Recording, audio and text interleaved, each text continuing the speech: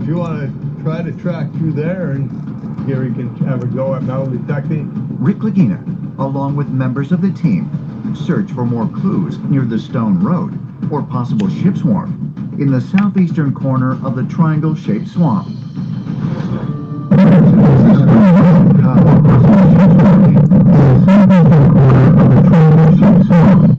Good God, YouTube just Stone plays. road seems to extend, let's say, out into a stone dock, perhaps, into the water.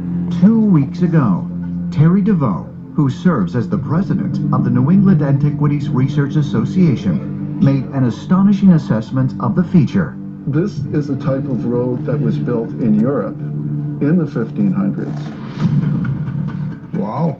Last week, following Terry's presentation, the team found not only pieces of wooden cargo barrels in this area, but also what could be part of a large sailing galleon. We are engaged in a process in the southeast corner of the swamp. So the way this is going to happen is Billy's going to come in with the excavator. Basically, we're unzippering the land. We're going to peel it back, open it up. Gary will come in and metal detect, hopefully find some items.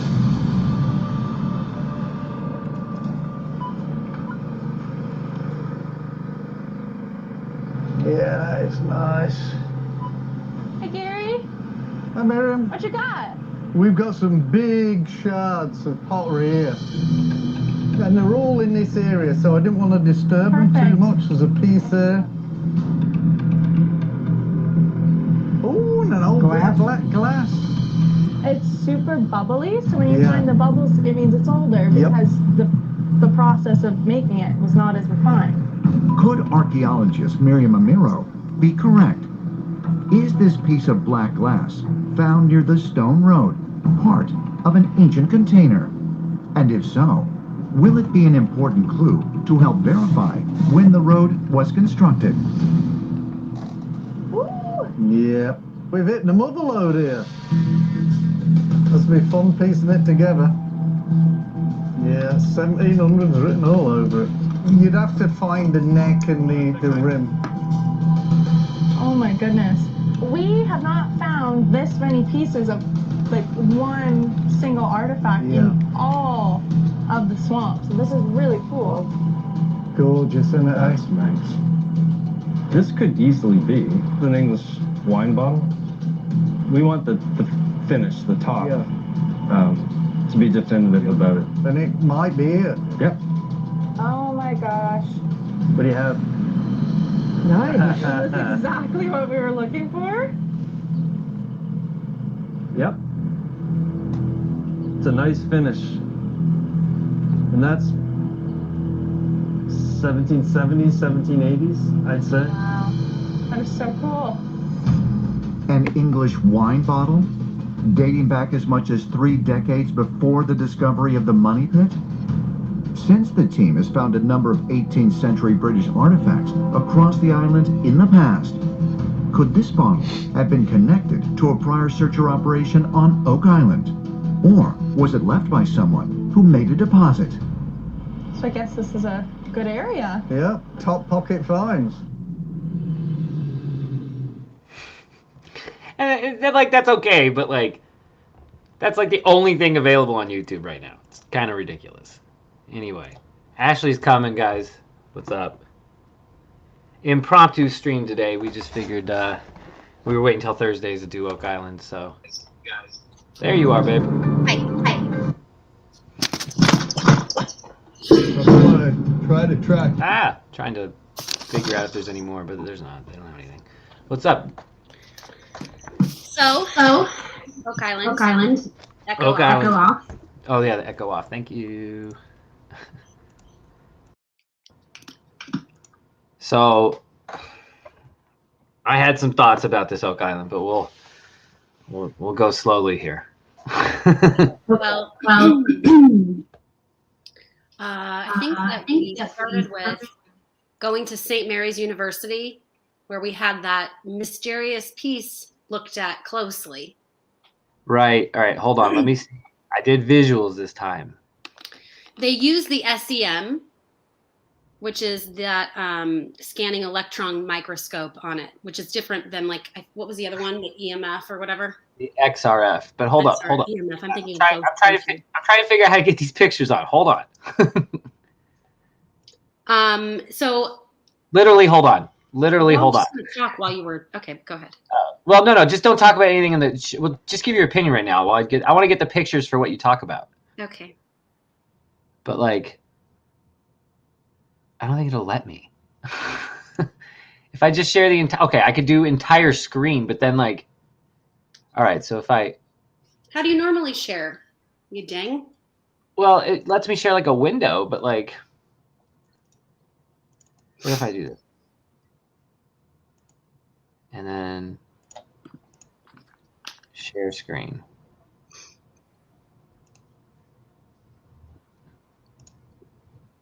Oh my God, no, it's not working. It lets me share the notepad. Why does it let me share the notepad, but not my folder? Your photos? Yeah. So I'm trying to get my saved, like the image is saved and you can't share it. Yeah, like they're all saved on my desktop, right? I just want to like open them, but I guess I could like. So wet, it's like dripping onto my pants. You're gonna get hosed for that.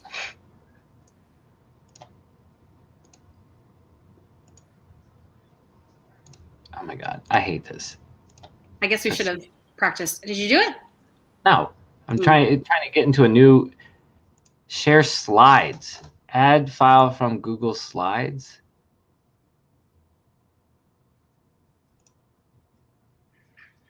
Oh, jeepers creepers, man. You can't share your desktop? Right? You would think share screen. I mean, I can, but it just shares the whole damn window. Okay, hold up. Nope, here we go. Ah, ha, ha, ha. I found it. Ha ha. Nice work. All right, so you were, okay, what were you leading off with? Our little piece, the metal piece. Little metal piece. Yeah, the weird piece. I want it. Oh, God. Now, oh, my God. When I click the picture, it won't work. This is ridiculous.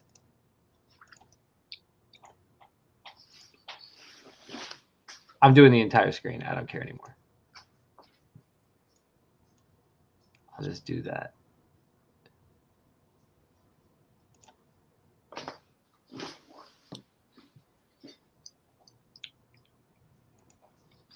All right, what do you see? Do you just see my whole thing now? Is that it? I just see us. I don't see anything. Shared in the screen?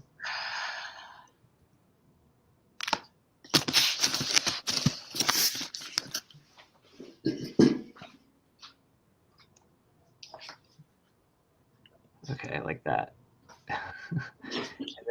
and then I do that, and then I do this, and then I do that. How about this now?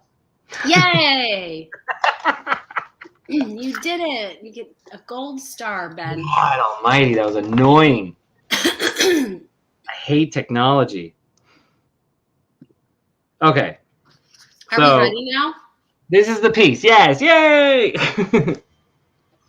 Okay, what is this, babe? The metal with the gold. This is what they took to research even further. Right. So we use that scanning electron microscope. No manganese. Manganese? Manganese. No manganese was found in this. So it makes the iron more pure, which means it's older. It's old. Yeah. They did find.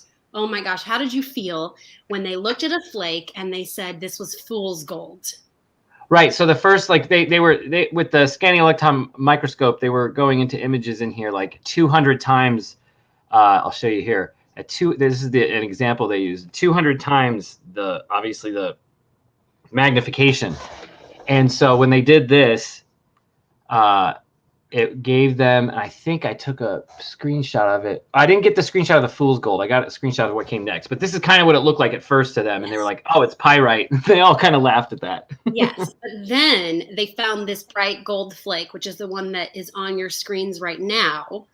Yeah. And this is gold. Now, Let me ask you and anyone else in chat. I don't know how you felt, Ben, but especially after the fool's gold, I felt like when they're like, "Oh, it's gold," it was very anticlimactic for me. Well, because it's like a little tiny little flake. It's like, who cares? But the flake comes from somewhere, and they've already ruled out natural. So the flake is coming from a treasure. So like, it's dope. It's big. It's important. But at the same time, like, I don't know, size matters, I guess. Depends on who you talk to. So I mean, like, but you know, it's still made, and then they found out it wasn't. It's rose gold, right? I'm getting to that. Okay. 65% gold, 26% copper, and 5% silver, which is rose gold. Right. Didn't they? I believe this was. They were talking about rose gold and how a lot of rose gold was made in the early 19th century this way. Something about the amount of silver in the rose gold really pointed to it being very, very old, obviously. The whole piece is old. Right. And then they said, they were talking about Russia, where they made rose gold, but then they talked about the Aztecs. And right. Was it Tumbaga? Is that how you say it? Tumbaga. Tumbaga gold was used by ancient Mesoamerican cultures. And as early as 300 AD. I thought it could have been even earlier, but maybe. I guess that's ancient. I don't know if that's ancient or not. Ancient is like, there's a classification for it. I don't know if it's 1,000 years or 2,000 years or something like that. But anyway, it's friggin' old. Pretty cool, right? What do we think? I mean, I think it's an indicator that there's something else down there. Like, for instance, this is the C1 cluster. So this is kind of a map of. So like, if I go back here, if I go to. No, not here. If I go to, I didn't get one of the whole island. Overhead shot of the, okay. So this is the area what they call the money pit. They right in this area. And so they've gridded out the whole area here. And essentially we get what is now being referred to as the C1 cluster. Think of it like as a game of Battleship. And so they've been playing Battleship and getting misses. Then they started to get a hit. They've gotten a hit. They got a hit it before. They got a hit at C1. They've got, well, it should be updated. I screenshot at the wrong time, but D2 lights up and BC4 lights up. So they've gotten hits right here now when they haven't before. Yes, B4 is very important right now. So where this came from was this area, and they're thinking this is the only area left on their Battleship map where they think that the money pit could even be, and lo and behold, they're pulling out metal with gold flakes on it. That's exactly what it should be. Do you think, one thing that they said was obviously if you are a treasure hunter, you're not walking around Oak Island carrying gold. Right, like whatever they're finding isn't coming from former searchers or anything like that. Right, you wouldn't be bringing gold with you, you'd be looking for gold. So that's kind of cool. And then what are your thoughts on the possibility that this is related to Spanish treasure, which also relates back to that cross they found? Yeah, I tried to snag that image too. They had a cross that allegedly came from one of the original treasure chests that were found by the three kids that were there, and they passed it down through their family lineage, and they didn't tell anybody. And it was a Spanish cross that used to have emeralds all in it, and the emeralds were, I guess, indicative, and the gold plating or the metal and the gold match. They hope matches this gold flake, so it could be related in terms of the same treasure. But I think there's numerous treasures, so you're going to get different hits. Well, I mean, think about all the like trading and plundering and all of that. You could have treasures from several different people. Right. Okay, so that was probably what I thought was most exciting in the episode. They then talked about the wharf and the road, but things got a little bit interesting at this point. What about all that black glass they found? Yeah, that was kind of that scene that we opened up with, which is cool. I mean, it looks like some kind of wine bottle or something from 1770s ish. Yes, that's what it was. An English wine bottle, 1800s. It was pretty cool. And then they found the top of it, not 1800s, 1700s, and then they found the top of it.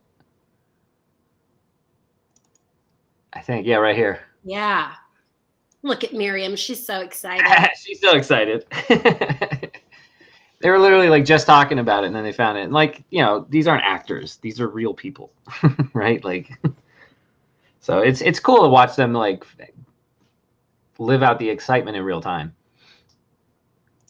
Oh yeah, definitely. But this, I think, wasn't it because they found so many pieces then in one place that then they had to notify people that they'd found what they had found? Well, so Laird, the archaeologist, was pulling out some pottery in the same kind of general area where they found this wine bottle. And the second he starts grabbing it, you can see down here, he starts to notice that it's very delicate. Like there's lots of dirt on it and whatnot, but it's very delicate. And it's degraded. Yeah, it's very degraded. You could see some kind of art on it. You could tell that his voice starts to change, and you can tell he doesn't get worried, but he's just like, he knows what this means. And immediately he says it's Mi'kmaq. And kind of this is what it looks like out of the ground without being cleaned up or anything. So this is Mi'kmaq pottery, and he says it could be as old as 500 years old or 2,500 years old because of the Mi'kmaq population in this area at the time and how long they were here for. So he immediately gets this and then has to notify, I think it's CCH, cultural something heritage. Yep. And the First Nation.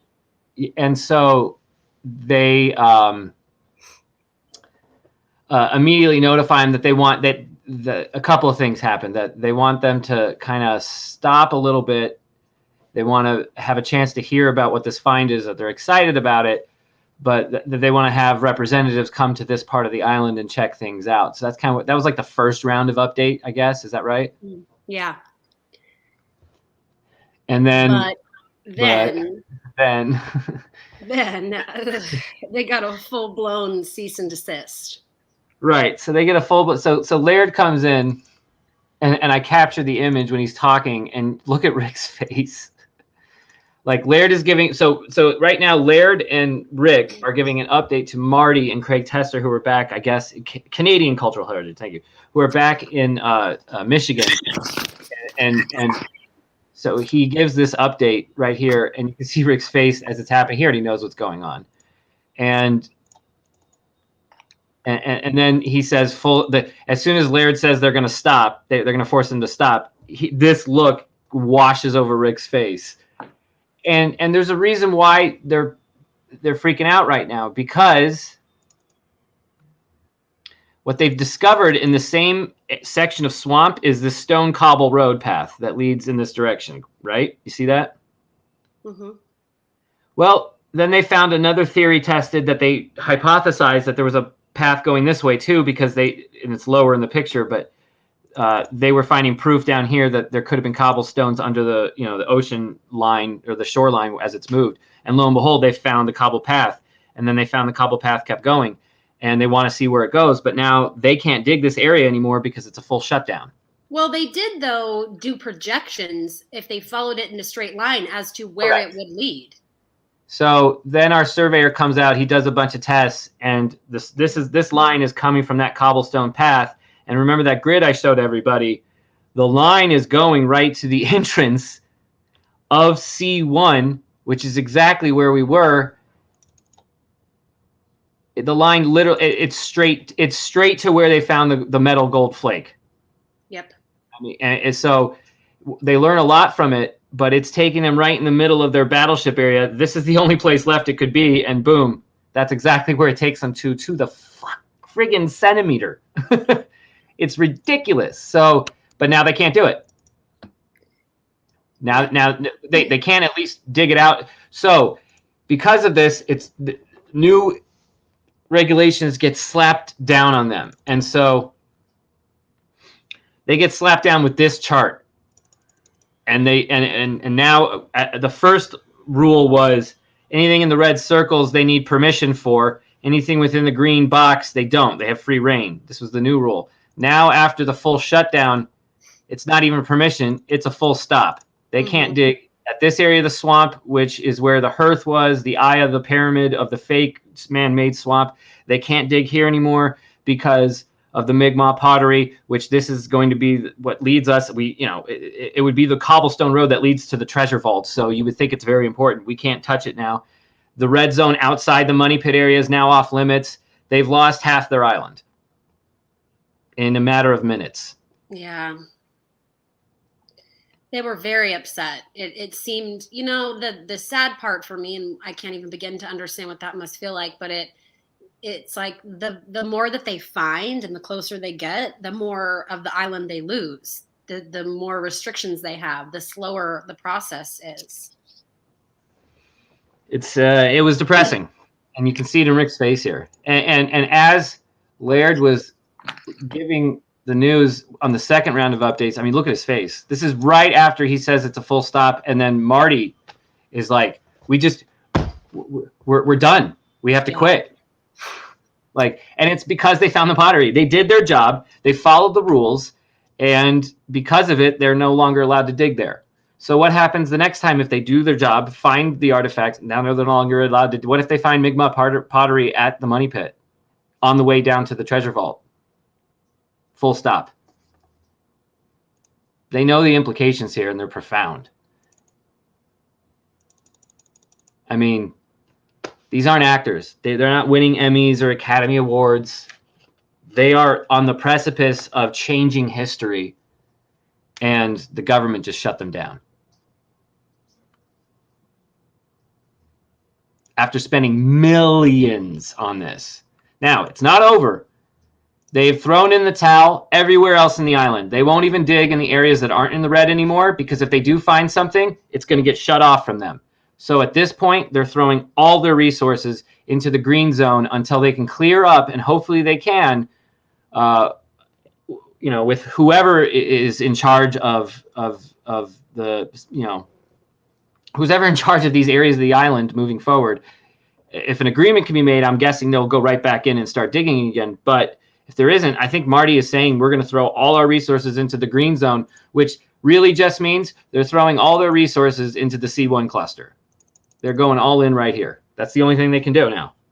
I mean, frankly, that's the only thing they should do at this point.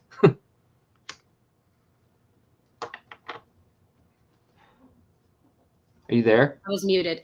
Why is that green area? What makes them decide that that is completely fine and they don't even have to ask permission? What about the other areas of the island that are not marked? Like you said, they won't even go there because they don't want those to be off limits.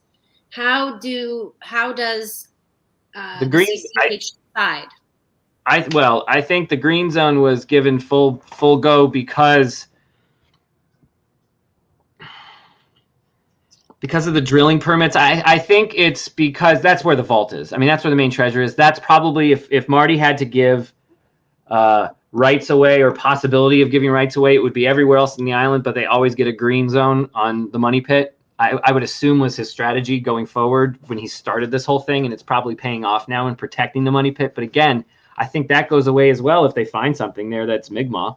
You think? Yeah, it makes sense. Now, I think he's worried, but they're not, because they're just using, I mean, they might, but they're using drill bits. I mean, if they find Mi'kmaq pottery, it's going to be at the same time they find, like, the money pit. Treasure. Yeah. But in the preview, they did show that they were still finding artifacts. There's still stuff to be found in this green area. Yeah, and there should be, of course, because, the cobblestone pathway leads right into it. They're going to find in the green area. It's just the green areas, it's not that big an area. I think he said they lost how many acres? 14 acres? 4? 4 acres? Yeah, I'm pretty sure they lost. Yeah, they have 4 acres right now that are off limits. Which is a bummer because they own that, right? That's their land. Yeah, they own it. Not Imagine anymore. finding something at our house and then be told, like, okay, this is not your property anymore. Anywho, what's up, chat? I think that's good on the pictures, yeah? Yeah, I mean, the thing is this episode was kind of a bummer because of what happened. It was. It wasn't I don't think it was as exciting as last week, just because what can they do? They can't do anything. It's very sad. Yeah, I'm you very were mad, Ben. You were so mad. I'm holding it in. I'm being politically correct with my opinions. So it's that simple. You guys know my opinion on archaeology. That's why I didn't like how the universities handle stuff either. I don't like regulations and red tape. I understand the significance of them and why they're needed, but I don't like a system that prevents us from learning about the past, because of the way I was taught is the only way we can prevent future mistakes is by learning from the past. Mm-hmm. I can't learn from the past if I can't discover the past. Yeah. And you know what? There's a new article that came out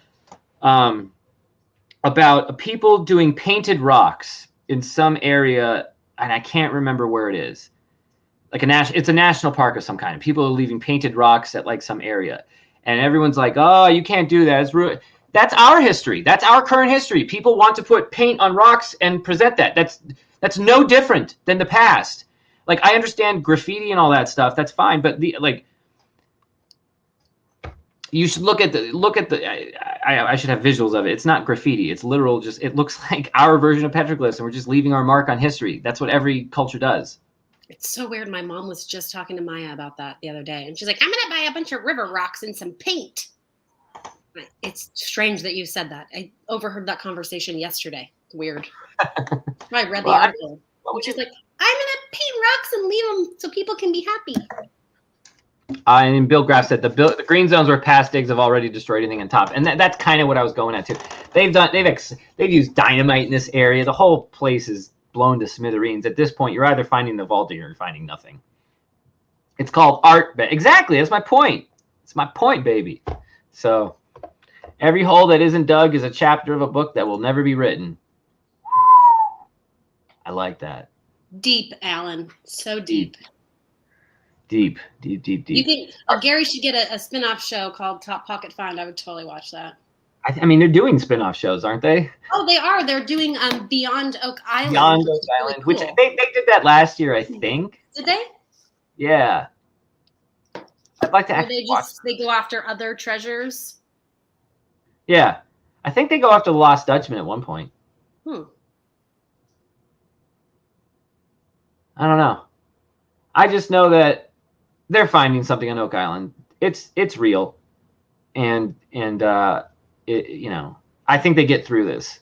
If this were the end, then they wouldn't have made that many episodes, right? Like, there's still more to come. So they're still finding stuff next week, and don't you think they'll come to some kind of agreement? I mean, they have to. It's like a TV show that tries to pretend it's going to kill off its main character. You're like, okay, but you still have 12 episodes left. Like, it's no big deal. You know that character is coming back. Yeah, come on. Even if you make him disappear for a little bit, I know you're bringing him back. I think that everybody wants the answers and to find it, cultural center or not, or otherwise. So I think that they'll work together and figure out a way to still figure out what's under there. We'll see. Let's see. Is there a preview of next week's episode that I can find? Probably not. Oak Island preview. Listen, I'm not even going to hate on Oak Island anymore for making it difficult to find, considering I am unable to watch Yellowstone on any app ever created. So I'm now throwing my frustration at Paramount, not History Channel. Our best TV show ever. We're not going to allow it to be streamed. If anyone could tell me where I can watch Yellowstone, that'd be fantastic. I can't type sometimes when I stream. It's very annoying. It's like my computer is just broken or something, but I know it's not. Yeah, I just type, nothing happens. I hate technology. Yeah, Yellowstone is on Hulu if you pay $70 a month for Hulu's live TV. Yeah. No thanks. We cut the cord for a reason.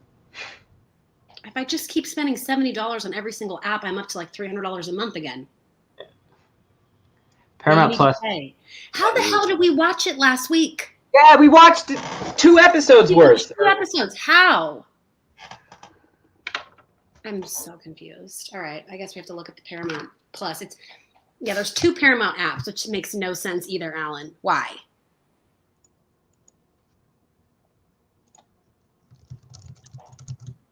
I just don't get why. I just know I would love to search for the word preview. I type into my my keyboard that's working, and Oh, it's like not working. It's not you typing weird. It's just, is it like overloaded because you're streaming? I don't know. You don't want me to say what I think it is.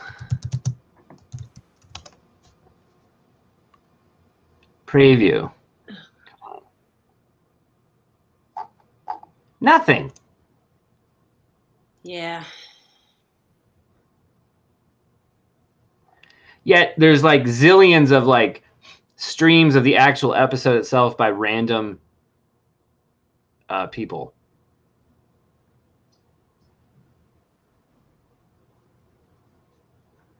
What in the world?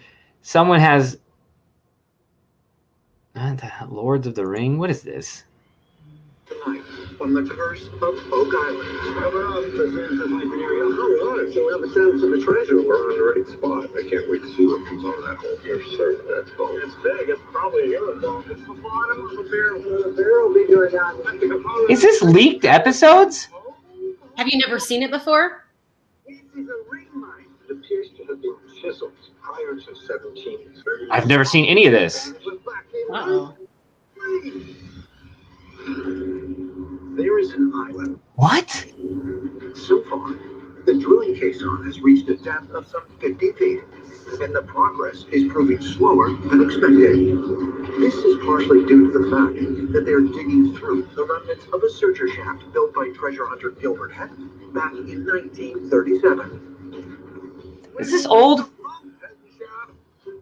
Reaching a depth of 125 feet, the head shaft is a 12 by 24 foot wood crib shaft that was designed. I don't know. Maybe this is old. What depth are we at now? 105. Well, they do repeat stuff. Unravel history every bit as much as trying to. This must be old. Weird. Anyway. Oh yeah, Lords of the Ring and Silver Lining. These names, Staking Their Claim. These actually feel like season 8. That's what these are. Whatever. Anyway. So what else is up? Well, that was it. That was kind of nothing of an episode. Do you have anything? I enjoyed the episode. It was a dramatic episode. It was just shitty in terms of what happened, and then we'll see what happens next. There's really nothing more to be said. Well, then that's what I feel. No, Colin. It's time for it. It's time for it. I think we'll get answers. I think it's just going to be a frustrating process, but that's anything that's worth doing. No, baby. It's time for it. It's what? It's time for it. Oh, it's time for it. Okay. Well, Yellowstone is not on Peacock, just FYI. I've looked at every app.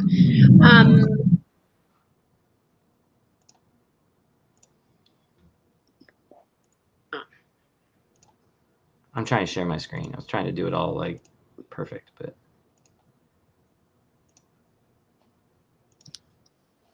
this is like our intro to the topic. Bourbon and soda. Thank you. Absolutely. Is there anything else I can do for you, sir?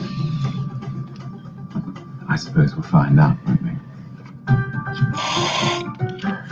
I just love Loki, though, also.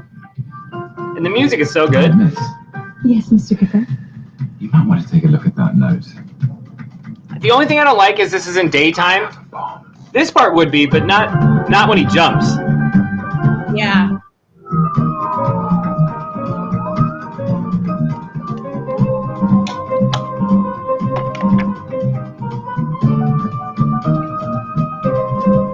I fail to see how this has any relevance or bearing on... This is the good part.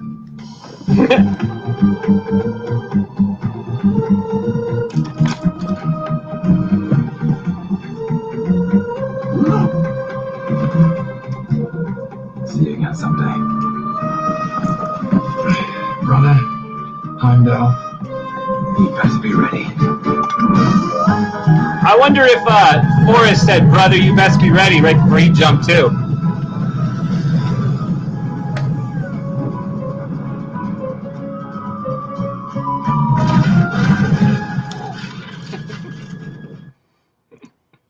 Love it. Yep, And we rest forgot of the tie off. Yeah. Yeah.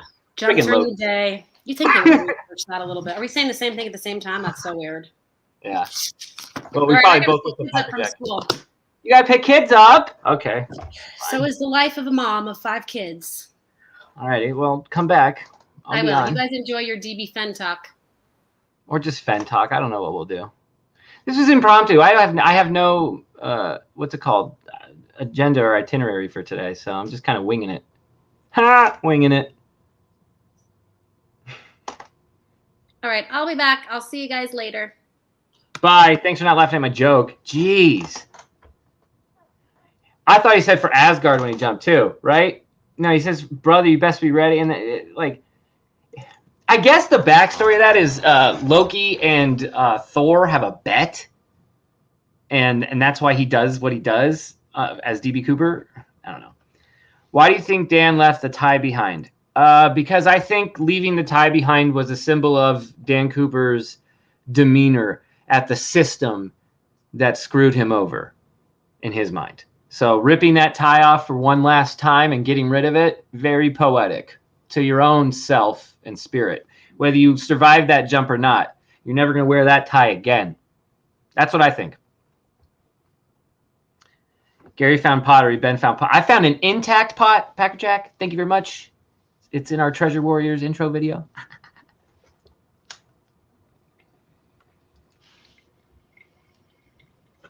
Should we get some tunes on? Let's get some tunes on. I'm pretty sure DB Cooper jumped down and yelled, "Yippee, Skippy!" That's good. I like that. What's the music streaming service that I use? Start Spotify. That's what it's called. My pod's freaking powerful today. Y'all want to see?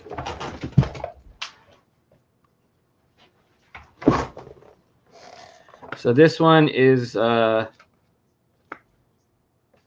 made flower shop. Get a load of that. 40% THC. Hold on. I noticed something last time. If I do camera, show advanced option. Oh, yeah, it's in 720. Okay, because last time I think it was like a 480. Anyway. So, yeah, 40% and then 45% with the cannabinoids. That's powerful stuff. Good for you. And then, oh, this is much harder to see, but yeah, same thing. Cookies and kush. Anywho. It's medicinal. Only 565 days till the real ending starts coming out. My God, are we into that mode? Are we into prediction modes on days for 2012? Is that what we're doing? What's my favorite smoke so far? That's a tough one. There was a Jack Herrera White Widow strain, pure one that I smoked once, and it was amazing, but it was years ago too, so it could have just been because I was newer to it. I don't know. It's all good. 3 weeks later, he wore a sports coat at the foundry opening, but no tie, a turtleneck. That's right.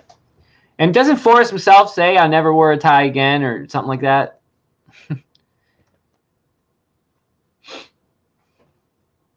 I could have sworn he does.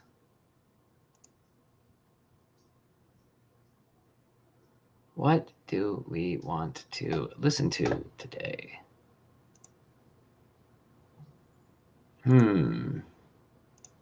Driving list? No, you guys don't want to listen to my driving list. Plus, that's a shitty list. I don't really use Spotify for anything, really. Yeah, this is for this. I'll just put on Westworld. Whatever. Albums. Come on. Westworld.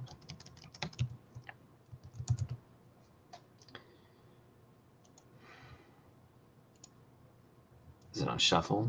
See what that does. I looked at that yippee skippy comment again. The solve comes out depending on when we're going boots on the ground in December. That's right, Alan. I don't even know what to share about DB anymore, because now Alan and I have shut down our sharing on what we've got, because we've found a few other things that'll either make us look like complete lunatics and we're wrong, or we're right. And after we go boots on the ground, we'll share what it is. Or maybe we don't. It feels like watching all you guys before the find. But pretty convinced that I think I can say this. We're pretty convinced. Things that Fenn said wouldn't help you find the treasure, he was telling the truth on. It would help you find something else. I think there was 2 hunts going on this whole time. And we were only looking at one of them. Just my opinion.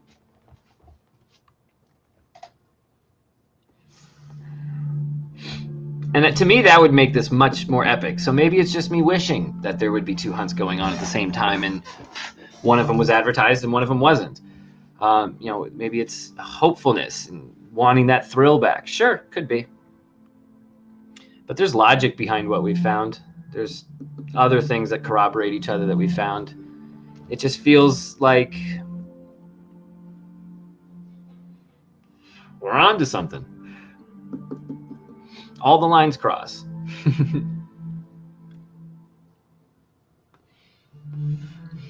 I don't know what else takes so long to plan. Otherwise, other than something very intricate and not what you think it is. I was listening to Forrest's interview that he had October, and we've all listened to these same interviews, but I'm sure some of us stopped doing that for a little bit. I listened to one again from October 2010. It's about a 20-minute long interview or whatever, right in the beginning. And I just wanted to hear the things he was saying right in the beginning versus the things he was saying at the end. Not even the difference between the two, but just what he was saying then versus what he's saying now. And I will say, it really did feel like,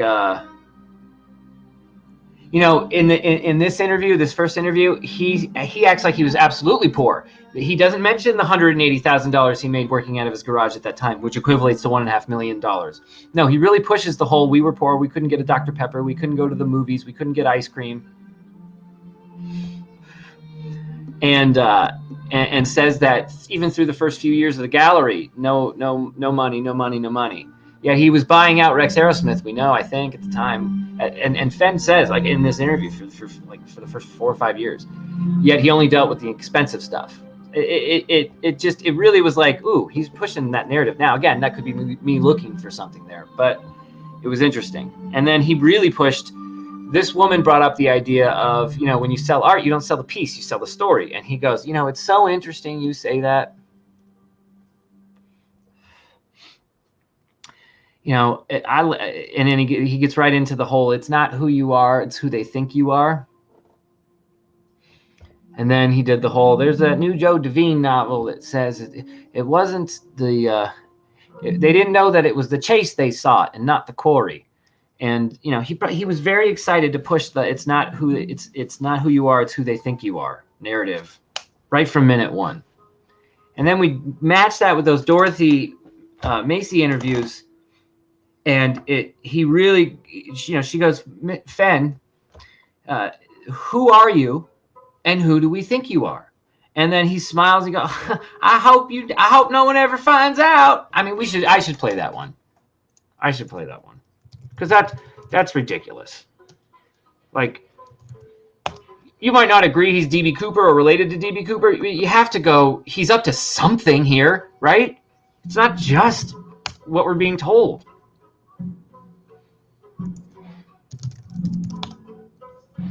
Somehow it's working. Oh, Lorraine Mills. Sorry. I get the names switched up every now and again, especially when I smoke a bowl. All right, so it's this one because I can recognize the smile. Now I don't remember where it is. I think it's towards. Well, that defeats the thrill of the chase. And now I will tell our readers they can go online and find this. They can buy this book that's life. They were away from enticed. The type of guy that's going to find that treasure chest is the type of guy that can't keep it quiet. That's my theory. And I think that theory will hold, but who knows? I mean, we're a very diverse population. Everybody has a different idea. Whoever finds that treasure chest, the IRS is going to... Once or twice you were shot. And I turned it over things that you're writing is captions. One, collect each other as a gift. That's what you've been on Good Morning in there. Now that's not Facebook. They're waiting to follow. One lady. Well, she doesn't. They're waiting to follow you. One lady, she says she knows exactly what I've done. I still aspire to. Well, you recently had a book signing at Collected Works, and you had to assist you in children's on the book. It tells them for 40 works is one of the advice. It can be trickier gradients, you think, but give some common sense advice. I'm not even asking for clues. Well, you know, New Mexico is no different from Colorado and Montana and Wyoming and Utah and Idaho. 1,000 feet above Denver. Practical. Never knew that it was the chase the journey itself could be the treasure. I know it happens. There's a quote in the new book on Joe Devine.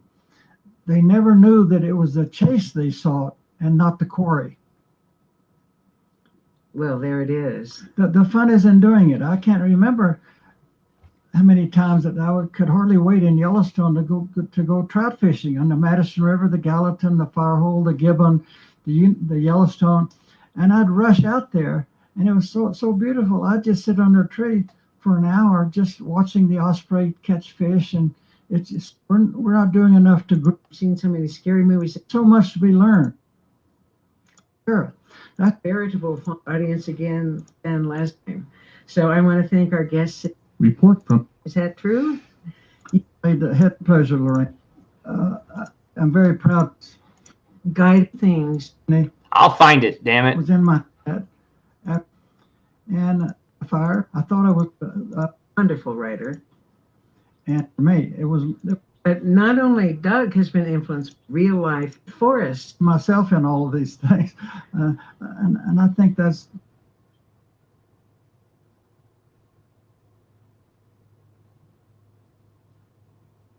Oh my God, I'm going to do it this way. Ooh, I like this part. It's happened. Every writer thinks their book is the world's greatest, but rarely does somebody light the fuse that really makes it be that way. Huh. Well, you have lit the fuse, and in some way there have been unintended consequences, because in the last 6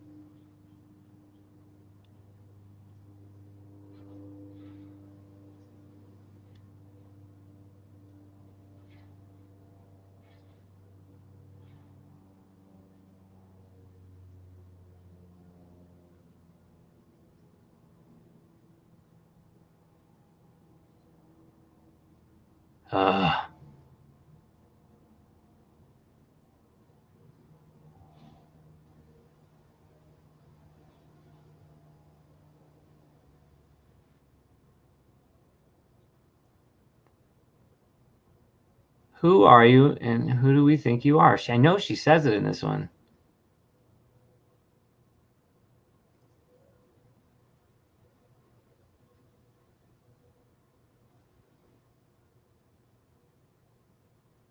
Now.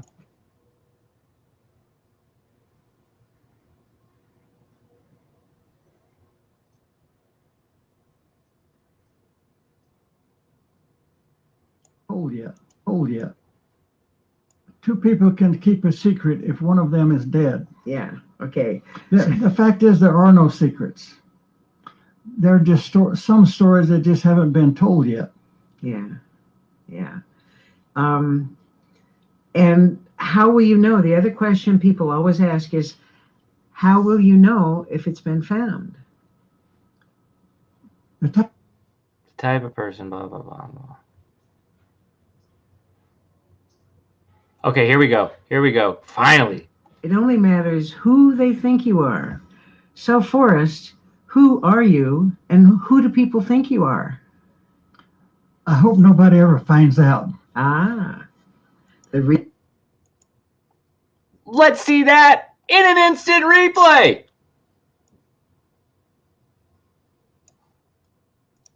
It only matters who they think you are. So, Forrest, who are you and who do people think you are? I hope nobody ever finds out. Ah. If you're telling me he doesn't have a secret story, I think you're crazy. Come on. Come on. Come on.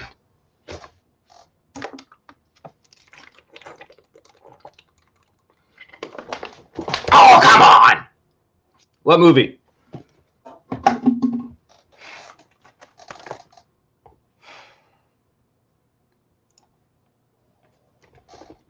I mean, what more do you need to know that there's something else going on? Again, not convincing you it's D.B. Cooper or related to that, but come on.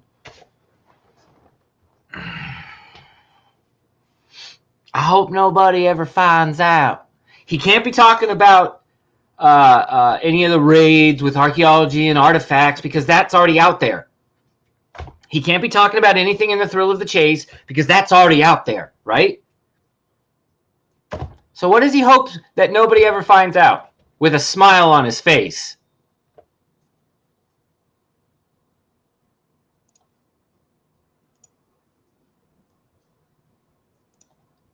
Look at that smile, guys. You're telling me everything is as it seems? I think nothing is as it seems. I hope nobody ever finds out. And look at that smile. It's a dare. He's daring us to find his real story. That's why he calls the thrill of the chase a dare. Instead of a challenge. Instead of a go find my chest. It's a dare. Seekers, Mr. Forrest Fenn. Now, at one point you said, and it's written on one of your bells, it doesn't matter who you are. It only matters who they think you are. So, Forrest, who are you and who do people think you are? I hope nobody ever finds out. Ah, the real Forrest Fenn. I think...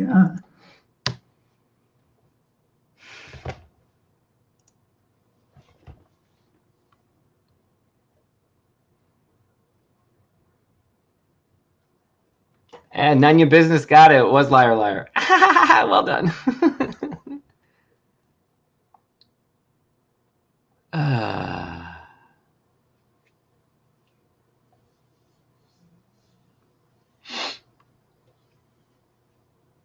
Talk about Eric and the 50th anniversary. Aaron wants an Oak Island-like series. What do you think? Yeah, no, I'm gonna. I like that guy. I'm gonna be talking with him later today. Please link that interview. Yes and yes. Link in the chat.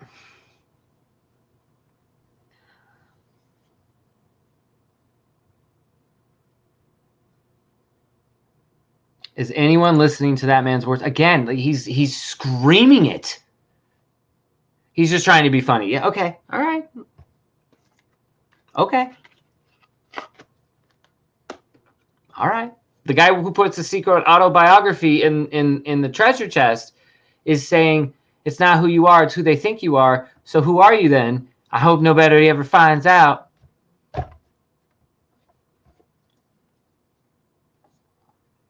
Confirmation bias is in avoiding this at this point, Kahlo Kid. Honestly, just outright denial of this is, in my opinion, more confirmation bias of your own confirmation bias, that you refuse to believe even the notion.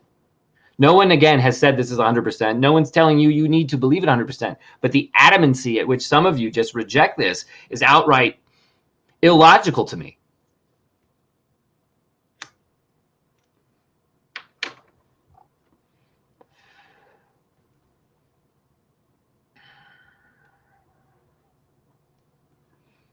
Secret is involving Victoria Peak treasure that was... Okay, prove it. I mean, that's a story, fun story. We have a whole narrative and story and background and a book with the thrill of the chase in it that matches the P.O. box to Fenn's P.O. box. I mean, we have all sorts of stuff. That's a blurb. Make a video then. Let's look at it.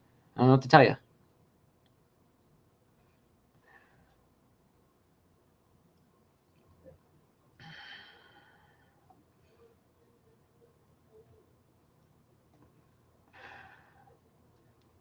Where is dB in the poem? I found it so simple. What is the measurement of sound? Decibels, yeah. I like it. I like jokes. Ha ha ha. I like funny books. Ha ha ha.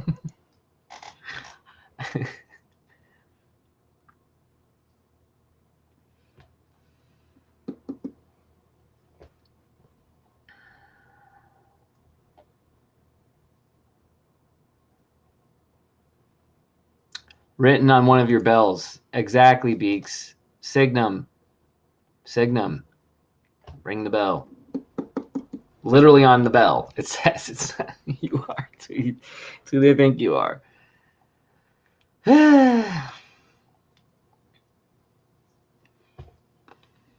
Hear me all and listen good, because he's DB Cooper.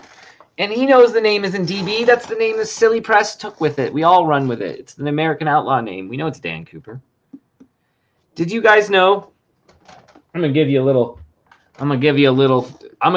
glimpse into my brain here. Okay? Page 109 in The Thrill of the Chase.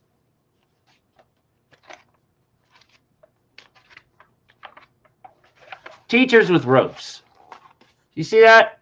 A rope on 109. Let's go to page 109 in Too Far to Walk.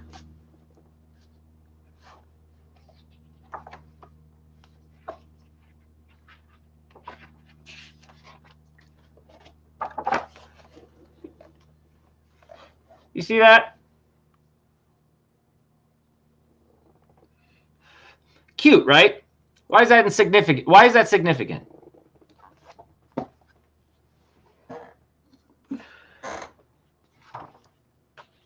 The beginning of the chapter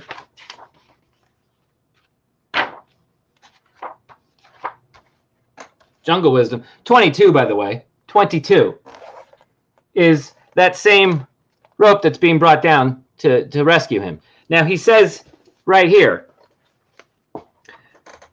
that's Parajumper A1C Robert J. Sully kneeling in the door of the Jolly Green Giant helicopter. He would have come down on the cable to get me if I had been incapacitated, but he wasn't incapacitated. He also states he lost his helmet upon ejection. Now I'm going to go back to this photo, or this illustration. He has a helmet on with the visor. He specifically states he didn't have one. This is him being rescued. Why does he put himself in this attire being rescued when that's not what he looked like? And yes, I get it's a cable collar kid. It's you have to see the imagery here. Use your imagination. But why is Fenn being rescued in a helmet that he lost? Do you know what that looked like to me?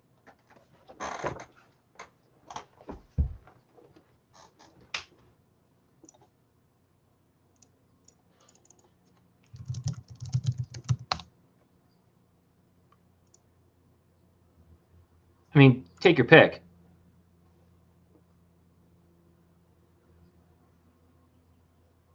Page 109, Davio.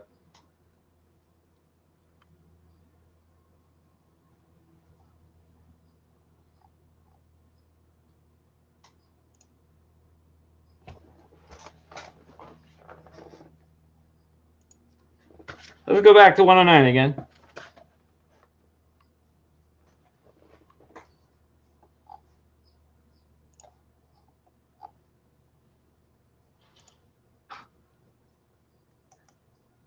Dan Cooper on Mars.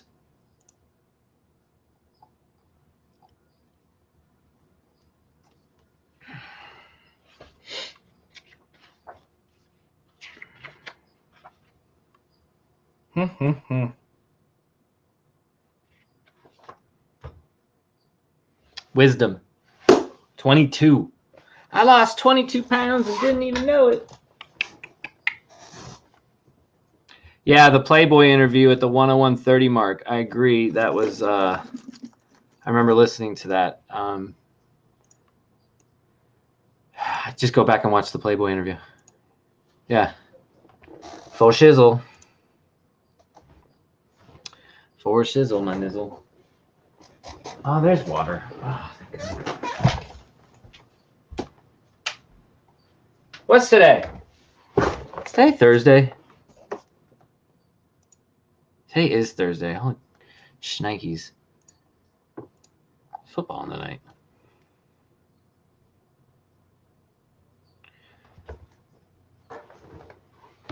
I don't know where Lucky is. You know, we went on at a weird time today.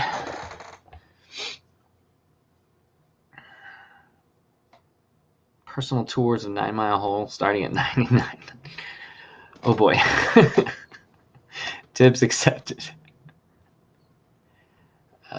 Look at page 170. You know, yeah, I saw that too. First show.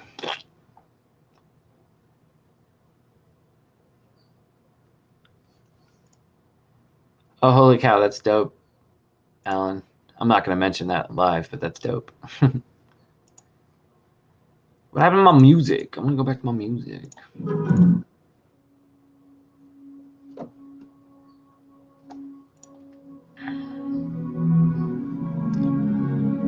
Copper, or Packer Jacks, Dan Cooper. Oh, yeah, let's look that up. Hold up.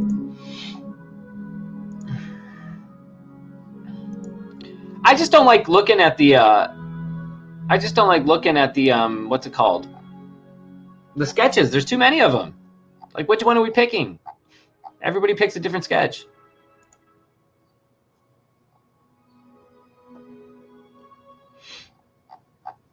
But I will show it.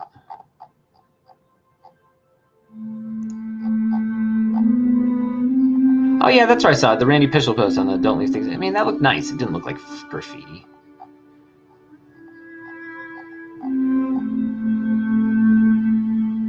Yeah.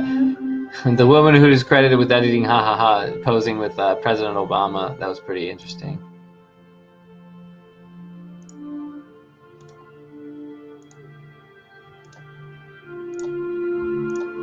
I'll show this. Hold up.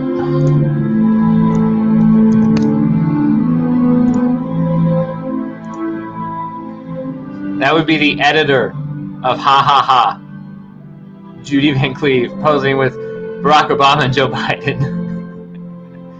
She's in charge of the Gold Star, National Secretary for the Gold Star Wives. That's the editor of Ha Ha Ha.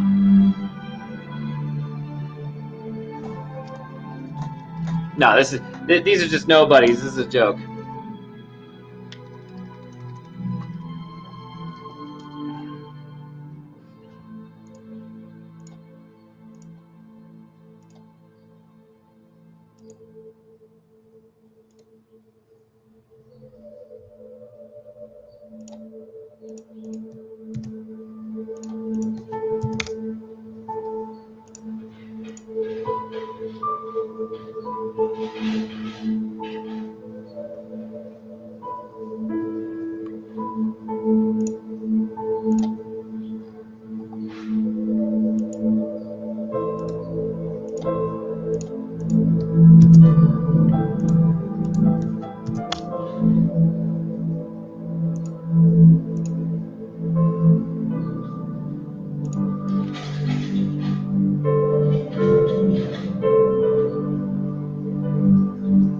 Now, I don't like this sketch. I'll find it. Let's get the other one.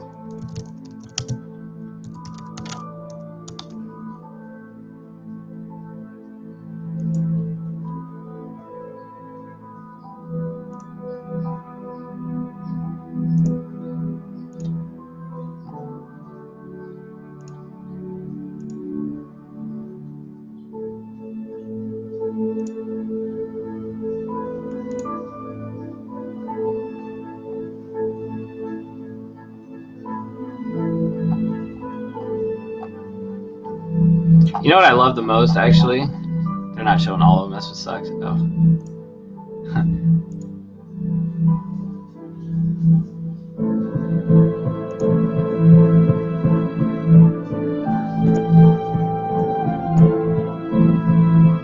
This is 2 weeks or 3 weeks after. I like this guy for Fenn.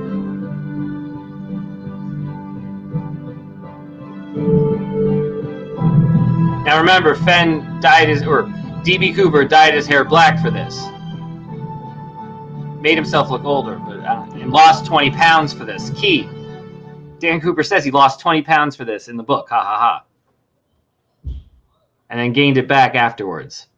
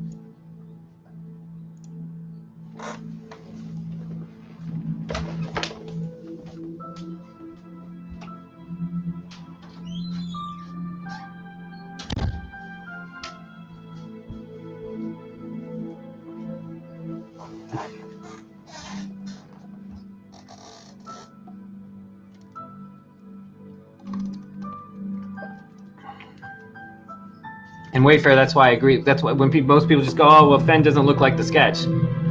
He fits the description. 6'1", $170, $180, $160.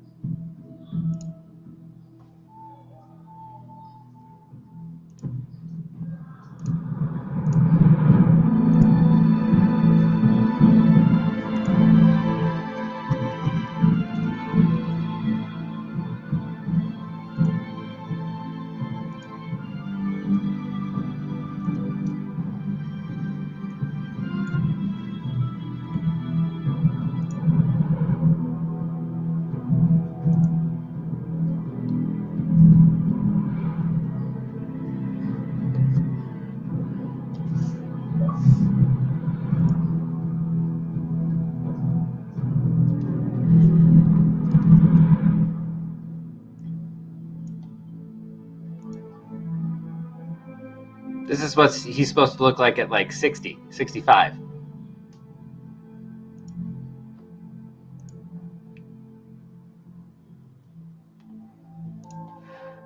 Let's see if we can get younger.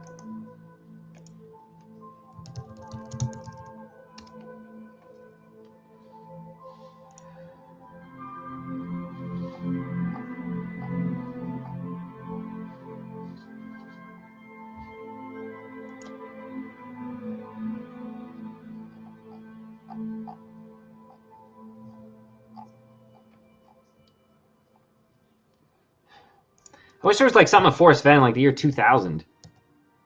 We have a picture of him in the year 2000.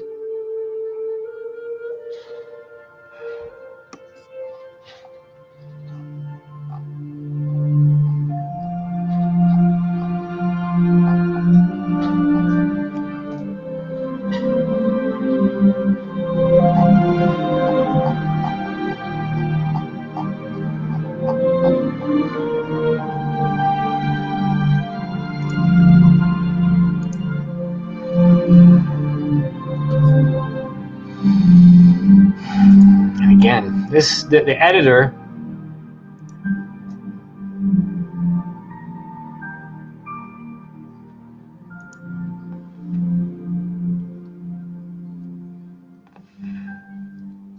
Hoof. He risked his life for the United States government every day. He risked not seeing his family every day for the US government. For a war he ended up not believing in. I would say the risk of jumping out of that plane at 10,000 feet at a predestinated spot is much easier than flying through the jungles of Laos, or over the jungles of Laos.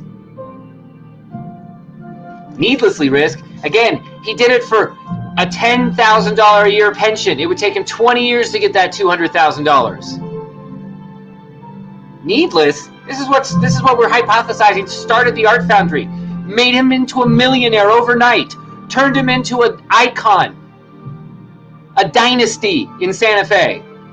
Needless? I'd say it was the big score, which is exactly how it's put, capitalized, the big score in the book.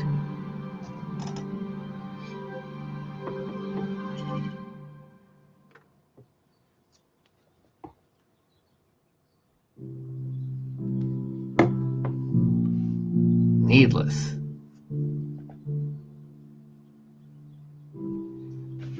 I don't have a grudge with your airline. I just have a grudge.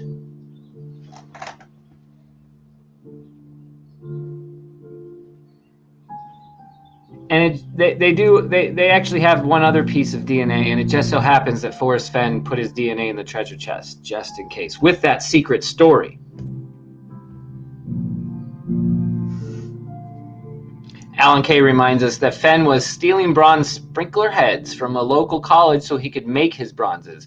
He had to turn that into $1 million overnight. No, he was struggling. The pension wasn't enough.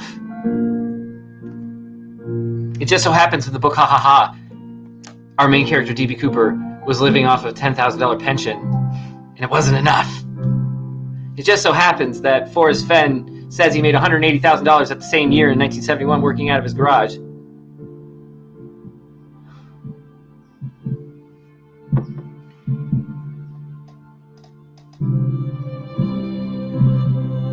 Yeah, Pilgrim, and we've gone over a plethora of options of how Forrest Fenn could have gotten that money out of the country.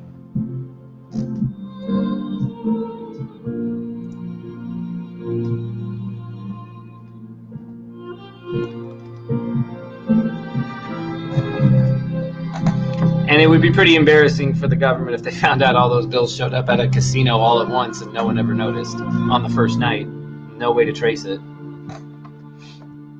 Wouldn't want the public knowing that because, you know, the FBI doesn't like to admit mistakes, do they? But again, that's just an idea.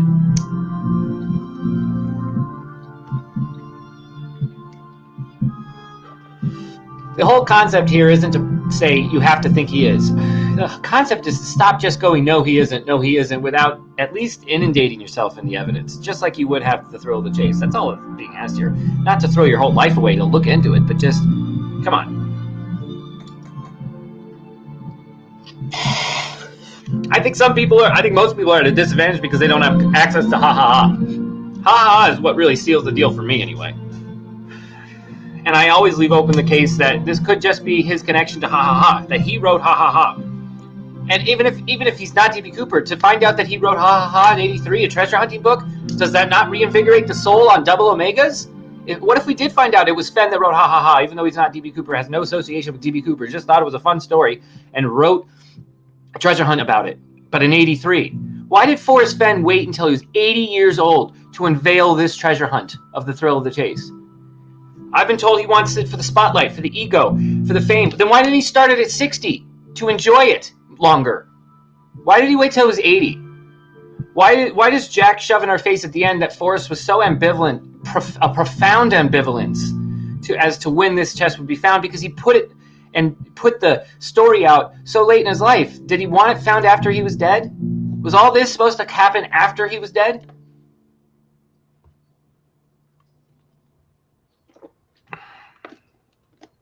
I don't know.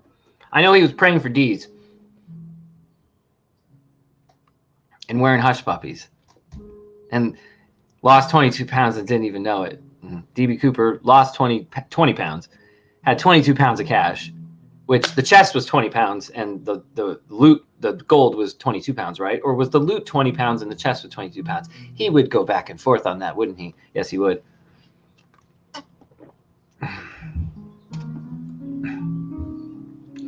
And then if he needed to wait till he was 80 just because he needed to put this thing together, what did he put together for 15 or 20 years?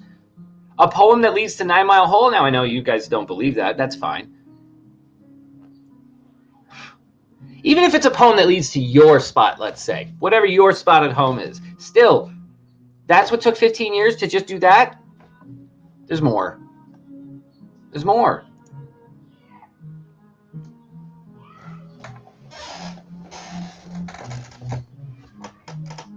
I mean, I agree with that too, Wayfarer, but I really do believe that if people saw the ha ha ha book in its entirety, I think a lot of opinions would at least change on the ha ha ha side of things. And then that's where my brain takes it to, this is where Skippy gets involved, I think, maybe. Two can keep a secret if one is dead. Wouldn't it be ironic if that secret wasn't the treasure spot, but the secret was the D.B. Cooper thing? Double Omegas, 2 ends to 2 stories. This was the end of the treasure hunt thrill of the chase with that treasure, but there was another thing out there. The big story. What's up, boo? You out of here? Yeah, I know with girls. All right, love you. Shots. So. Ooh, shots. Shots. Everybody! What's your home? I put in a snack. Okay. Love you.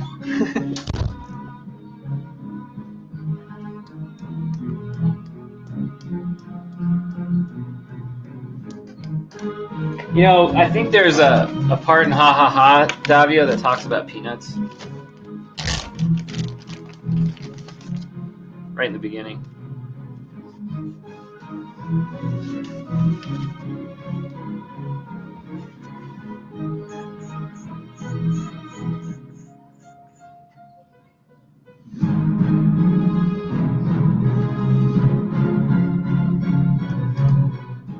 Beer and coffin nails arrived promptly, accompanied by a pleasant smile from Longlegs. He capitalizes Longlegs.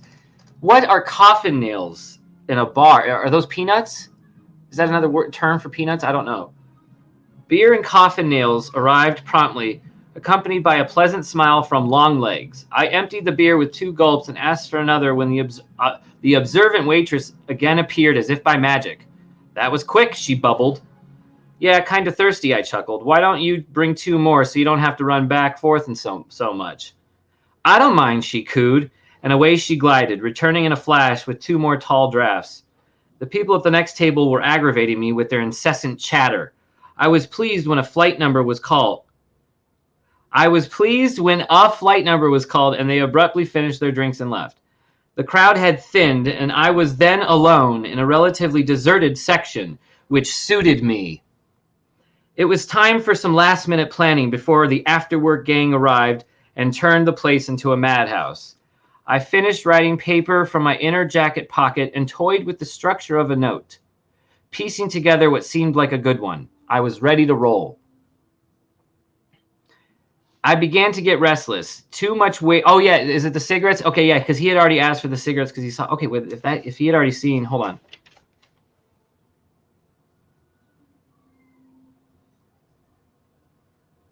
Hold on.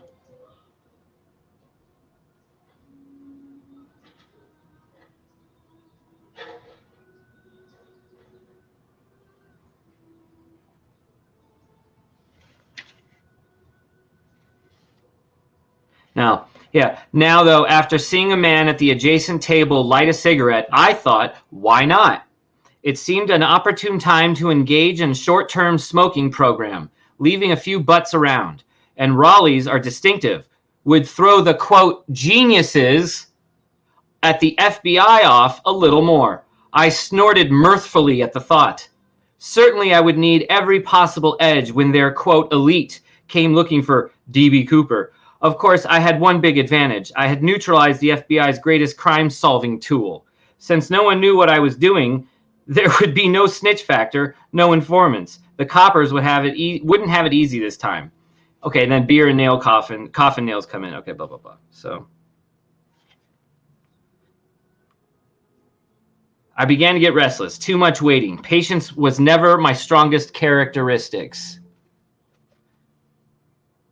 I'll say that again. Patience was never my strongest characteristic. I went over in my mind what I would say once the operation was in progress. deciding that the less I talked, the better. I have a tendency to mispronounce R's and W's, and very much conversation could cause this accent to be notified or to be noticed. It might be used as a method of later identifying me. I didn't want to drink anymore, for I wanted to keep my cool, but ordered one last beer, promising myself that would be all. We later learned their cores. I nursed it until the public address system blared its mechanical squawk. Northwest Airlines flight, he spells it out, 305, is ready for boarding. I waited a few minutes to let the crowd at the boarding gate thin, left the price of my beers and cigarettes, including a couple dollars for long legs, and walked casually down the long corridor to the boarding areas. Approaching the section reserved for Northwest, I slowed and loitered for a few minutes in the hallway near Flight 305's gate. There was no waiting crowd, so I moved to the check-in counter and nodded to the uniformed youth who glanced at my ticket. Dutifully, he points towards the open door with its yawning accordion-like portable hallway in place for walk-on boarding. I walked through the plane's interior. I was ready. Adrenaline flowed through my body like a high-voltage electrical current. Palms, brow, pits, and crotch sweating, I casually glanced around. My senses were alive with apprehension, as they were before every score. The butterflies began to build slightly in my stomach, but it was apparent that no one was paying any attention to me. That was almost a letdown. I half expected people to be pointing and yelling, "That's him! That's the man who's going to hijack us!" I passed the regular passenger seats, slowly filling with fidgety old ladies and children, noisy hippies, and calm businessmen who seemed preoccupied with the visions of turning the wheels of industry. Anyway.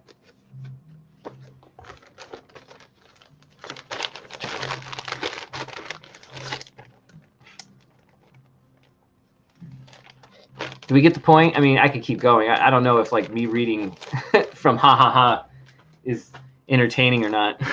Not that it's meant to be entertaining, but... Or maybe you guys want to hear more. If you want to hear more, I can keep going.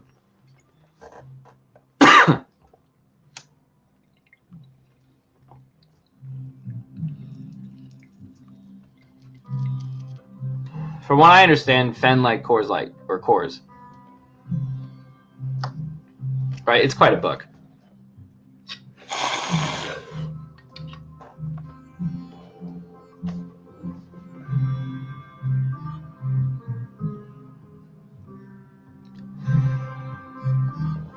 Maybe I just should. I don't know.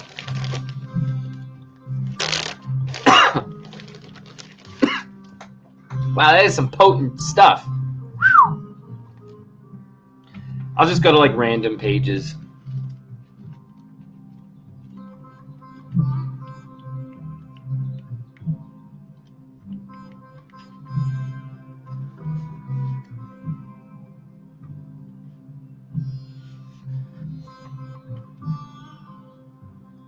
Some of these pages have bolded words, so I want to like find one of those pages.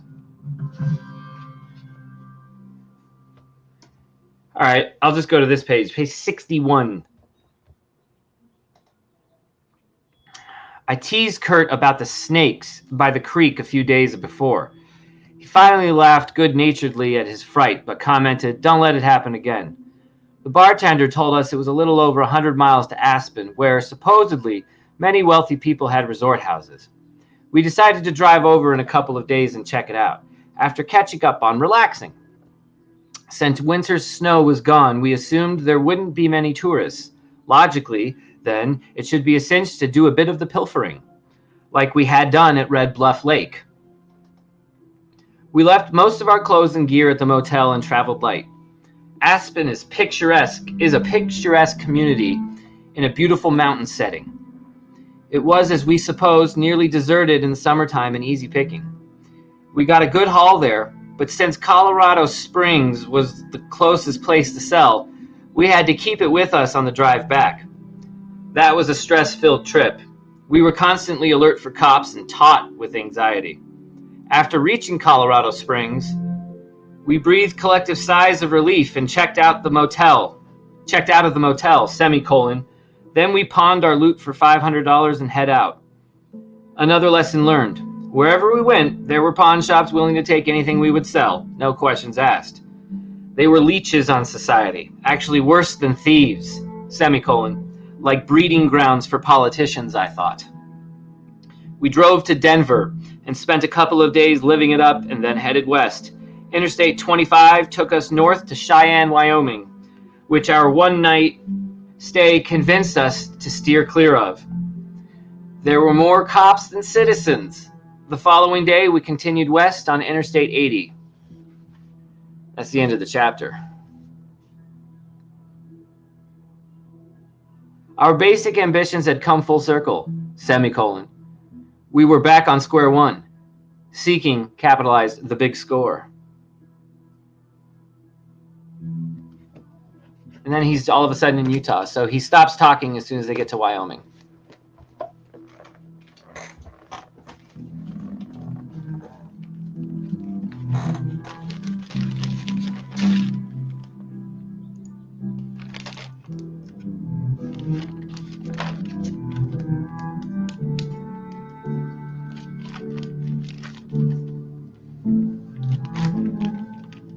Let's pretend Fenn is DB, or did ha ha ha. Just let's pretend for a second. Does Jack know? Let's pretend Jack is also the finder. Okay, so Jack is also the finder, wherever he got it. And Fenn wrote ha ha ha, at the very least. Does Jack know?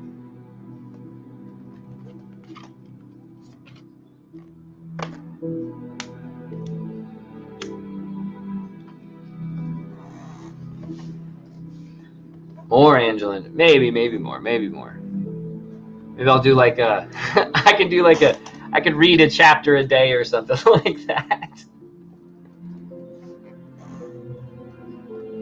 Oh, what's up, K-Bro?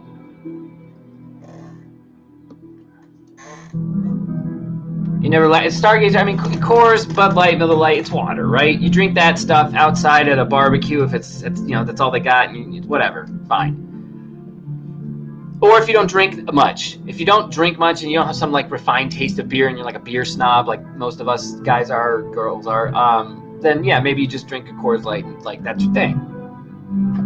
If that's what your dad drank with you, whatever. But I've heard overall that Fenn drank Coors. Coors is mentioned numerous times in this book.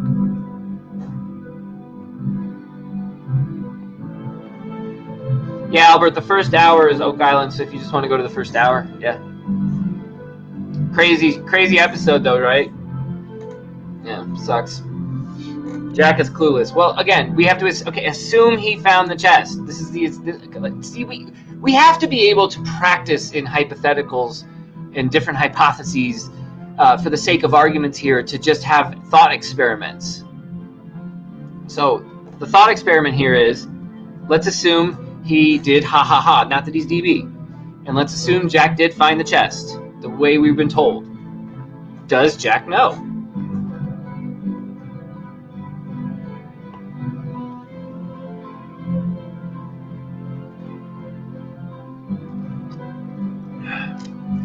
Yeah, Albert, I was emotional.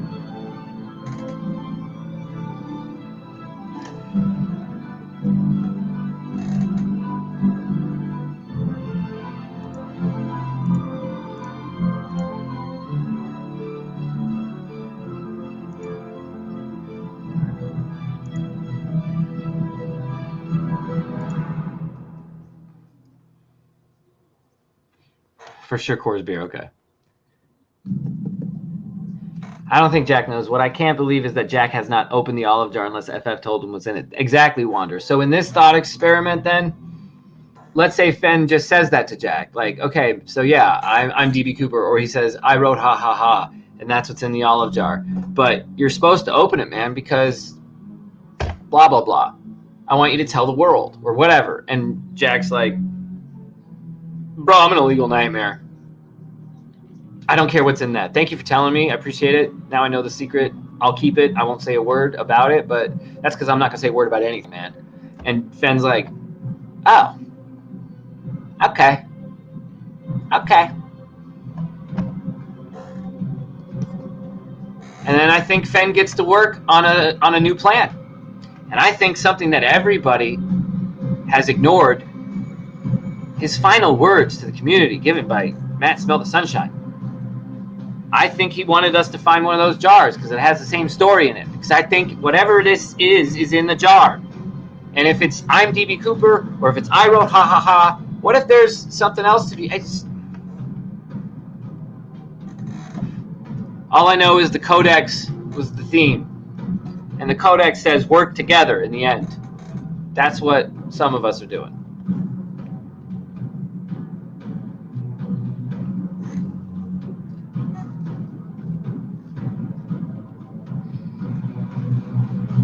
Or Jack just doesn't know.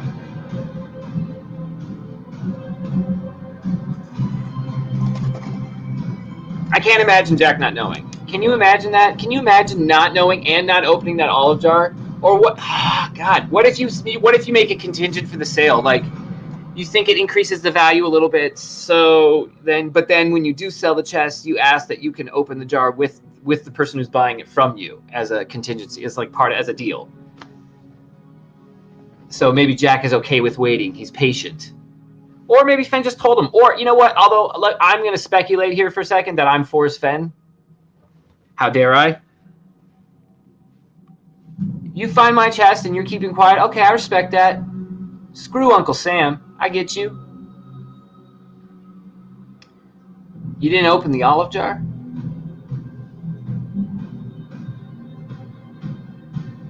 Well, thanks for bringing me my bracelet, Jack.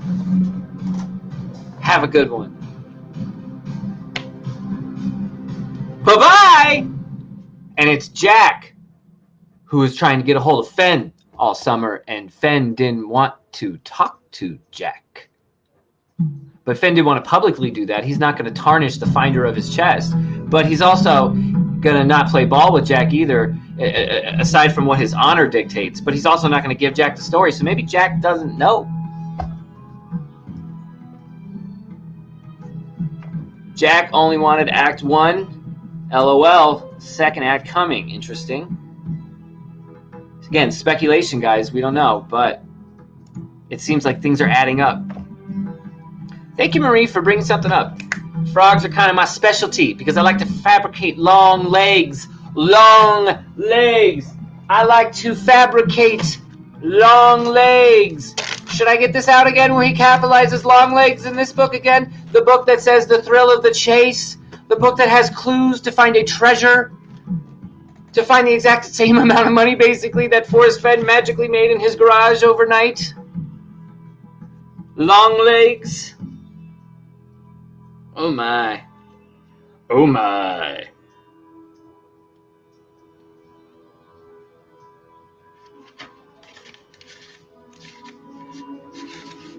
Where is it? The big score. Here we go. Get closer.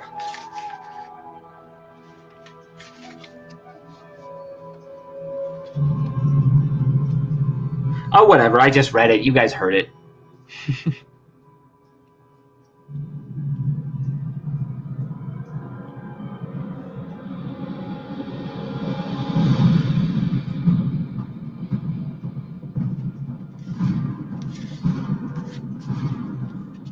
Wait a second.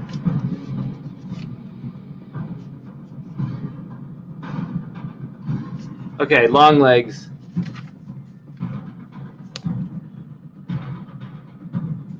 Capitalize long legs. And then, but I saw something else.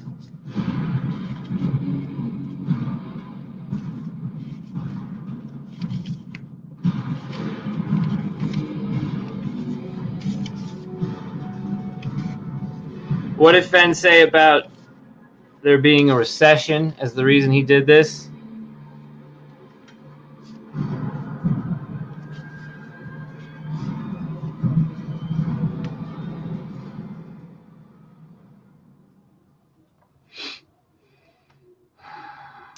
But it was sweet as long as the real estate boom continued, but the boom was off the bud. The bloom was off the bud. The boom was over. People quit buying land in the recession-torn economy over the early 70s. They were out of work and leaving Los Angeles in droves after severe cutbacks in aerospace and aircraft industries.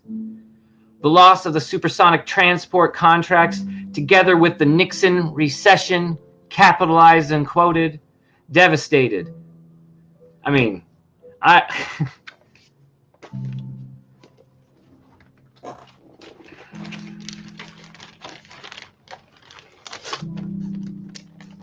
I don't think anybody created a monster indie. I think people are coming out of the closet finally. I mean, I think there's been a lot of D.B. Cooper closet people here that didn't want to say anything for one reason or another. Thanks to pioneers like those who did this, you know, Mindy and Stephanie 30 Acre, right? You know, putting out that book, that was effort, man. But there's a lot of stuff now that's been uncovered that's never been seen before until now. Connections that can finally be made. You can't do it without the footsteps before anybody, right? That's why it's always a together thing. Again, I'm trying to emphasize the codex. They only really truly solved the hunt working together, not working on their own to solve the treasure part of it. They got to work together. And that's what's maybe starting to happen. I think, you know, listen, Alan and I are boots on the ground in 3 weeks. We're going to go live and say, whoops, we were wrong when we're wrong. And believe me, we think we probably will be. But we're pretty confident we're going to get something.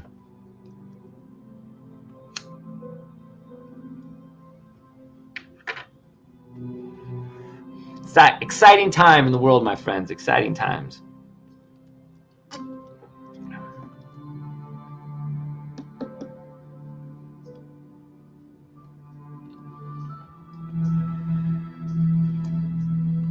I can read more ha ha ha if you guys want. For sure.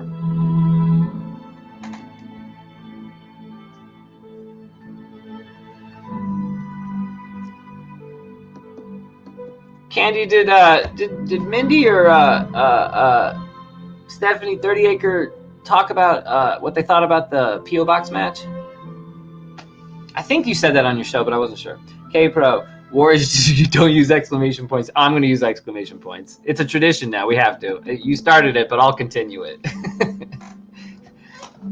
I'm shocked I'm not using exclamation points in every title from now on, just because that's how I feel right now.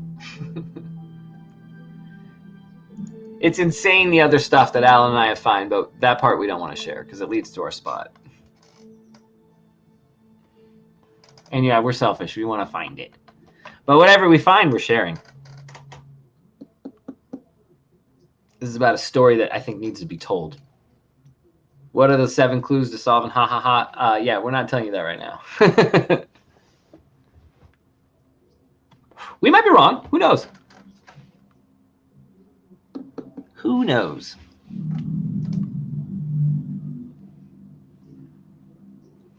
You think Stephanie knows more? Stephanie knows more what? 7-year investigation, 1,000 suspects looked at, and the Fenn community solved it. Pilgrim, I know it's ridiculous when you think about it. I agree, but citizen communities have solved things before, dude, and that's happened. It's not like it's unprecedented here, and this is somebody they've never looked at. And he fits the. I guarantee you, if this name was brought up in the 70s, the FBI would have at least looked at it. Guarantee. There are plenty of other suspects that have far less in common with whether you want to go with the sketches or the description. I counted at least 110 files with blue eyes. So there's he just wasn't never looked at. I'm not saying, again, this was a perfect masterminded crime of the century pull-off that probably needed a little luck and a little help from a little connections. He has all of that.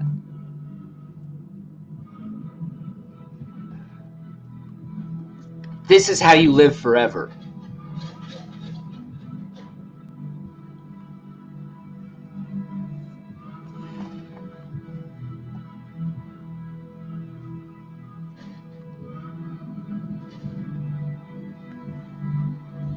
Oh my God, don't fuck with the cats. What a crazy documentary, huh?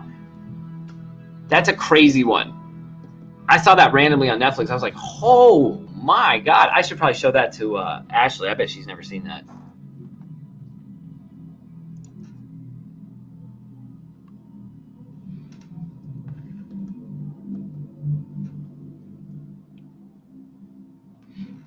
Bridge Chaser, like, if it's 9 Mile Hole, isn't that like, and I say this with respect. I don't say it to be mean. I think the point of this whole thing was DB Cooper and not the solve. And so, of course, the solve is what I consider to be boring as hell. I don't know about you guys, but if it is in fact the 9 Mile and it's just like Madison Junction to down Madison Canyon. I mean, we were talking over the summer, like it would be kind of clever if it was Madison. So everything is Madison. So Madison Junction down Madison River and Madison Canyon, and that works. But again, what's Home of Brown? Was there an actual trick to the poem, or was it purely straightforward with no tricks, and that was the trick? What took so long to grid search for even Jack? I would like the concept of multiple blazes, as in like you need multiple trees and kind of a weird polygon, and with their lines crossing in a certain shape that from the book, you'll find the correct location of the chest. So it's not actually under one tree, but it would be under multiple trees. I like that idea. It's been in my head for a while. But other than that, it's still just kind of a boring solve. It would lend credence to me that it's because it's about the reward at the end, which is the story. That is probably going to be mostly the same stuff we've heard, but with the additional oops, I'm DB Cooper. I mean, all you gotta do is sign it DB Cooper or Dan Cooper or put ha ha ha by Forrest Fenn. Do some kind of connection, then that's it, and it's like, oh my God. That's a good treasure hunt end.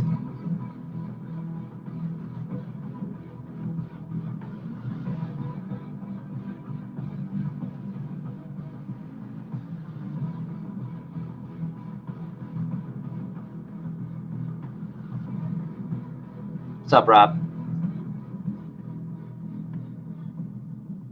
In 1970s, $180,000 was 45.57 Troy pounds.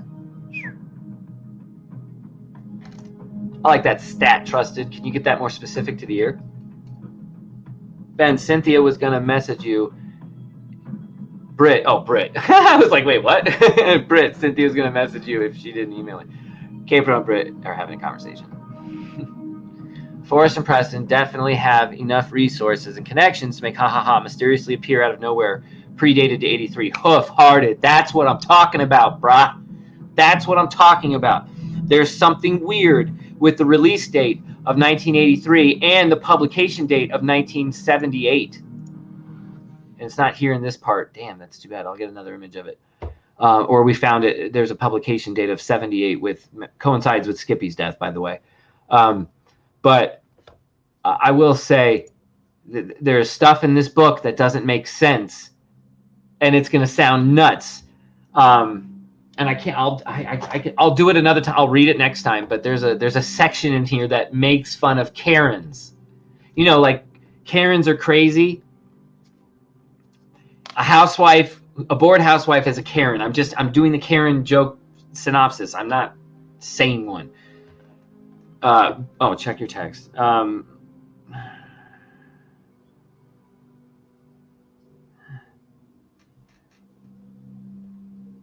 Yeah, we'll do.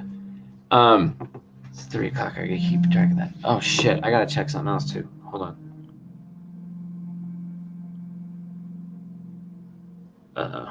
He didn't reply to that. It's not a good sign. Shit. What was I saying? Oh no! Resources, crazy Karens, and which sounds nuts. It's nuts. It's ha ha ha. It's supposed to sound nuts. That's how you kind of protect the whole thing. the inception of the Karen joke, as far as I'm aware, there's literally, I think there's a Wikipedia on it. It is, I think Dane Cook said the first Karen joke, and that was like 2004 or 5. And this book tells a Karen joke. Like, Karens are all half crazy. You know, he was talking about how Karen's a bored housewife, blah, blah, blah. And you know what? That's Karens for you. All the Karens are half crazy. Like, it's a full Karen joke. And like, what? I remember going, what the hell? He told a Karen joke in 83? That doesn't make sense. I hadn't heard a Karen joke till, honestly, 2008 or 9, because I didn't like Dane Cook all that much. But there's something weird about this book. And so the guy who wrote that article, Matt Love, in 2011, who brought Ha Ha Ha to the spotlight, I had an email exchange with him, a back and forth exchange, and he said that he had picked up the book, I think in a strange bookstore in Lincoln, Oregon. It matches a scrapbook, the $5 bill. And he had done so in somewhere between 2004 and 2008.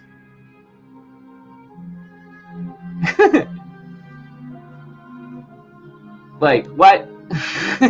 Somewhere between 04 and 08. So there's one image that's been sent to me that shows that maybe existed in actual 83, but I didn't trust that image at all, by the way. But it was like, it just looked like a message board thing. I got to go back to it anyway. But new DB Cooper movie incoming. What? Hold on, I got to go to YouTube to see that link. I got to go view on YouTube.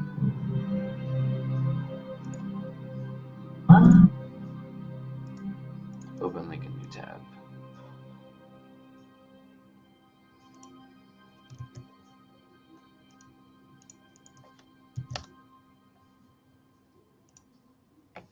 What is this? Not if you understood Amber Seeley direct thriller on DB Cooper hijacking.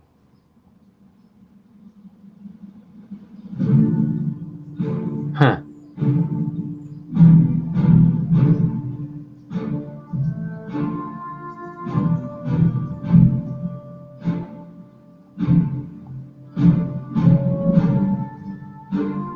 Elijah Wood? Interessante.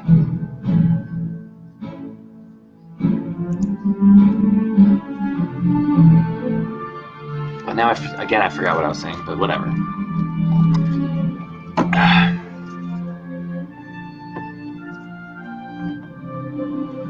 Screw it, I'll read more. I hold stuff back. I'm just gonna go random pages again. I'm not gonna look for anything. I'll try to find something that's like interesting. Like some of this is like a fake court trial in the middle of it.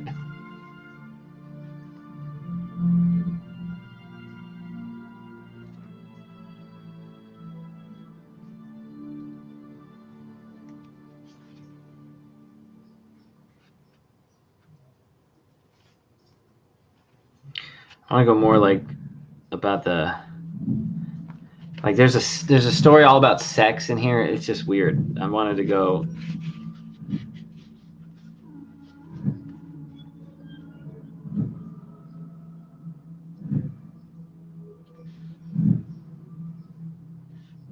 All right, let's just do this one.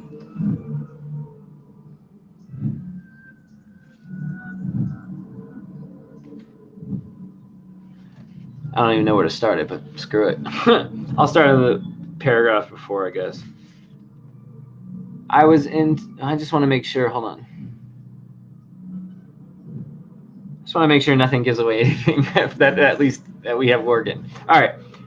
I was in the rented house before midnight. My clothes and toiletries were already packed, and the car was ready to go with a full tank of gas. I prepared some brown rinse and quickly dyed my hair back to its natural color.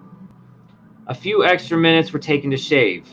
I gave the house a quick but thorough once-over and hit the road. It was my plan to obey all traffic laws. In Nevada, all responsible motorists had to be wary of the towns and cities. With no state speed laws, as long as an operator didn't drive in an erratic or reckless manner, He was not harassed by the police or highway patrol. It wouldn't make sense to be arrested for a trivial traffic violation. That sounded like a Parker trick, not for me. While I was driving innocently down the road, there was devil to pay in Reno. Hundreds of federal and local gumshoes were on the Skyjack job, the D.B. Cooper caper, as it was already becoming known. I had correctly assumed that they planned to capture or kill me while the plane was being checked and refueled for the Mexico flight. They had decided to never allow the 727 off the ground. Previously, the FBI had shot tires off airliners being refueled to prevent the hijacker from leaving. I was proud of my foresight in circumventing similar plans this time. The eager authorities' next theory, I figured, would be that the skyjacker bailed out at about the time the rear door was opened and the stairwell lowered. They probably would consider the possibility I had remained on the plane until it had nearly reached. Today, they still stubbornly insist D.B. Cooper went out over southwest Washington in the Lewis River area. Of course, I think this is fantastically funny. I would have loved to see the hundreds of cops converge on the 727 when it landed in Reno, guns drawn, commanding the skyjacker to give up, shouting that he didn't have a chance. Next, they would wonder, is he going to blow it up? Why isn't he answering? Then a few probably crept forward, and when they finally discovered I wasn't there, there no doubt. Well, hold on. Oh, sorry, guys. My phone started going off. Let me check something. Oh, it's Ashley. Pause. I'm going to pause this. Hold on. Where was I? 295.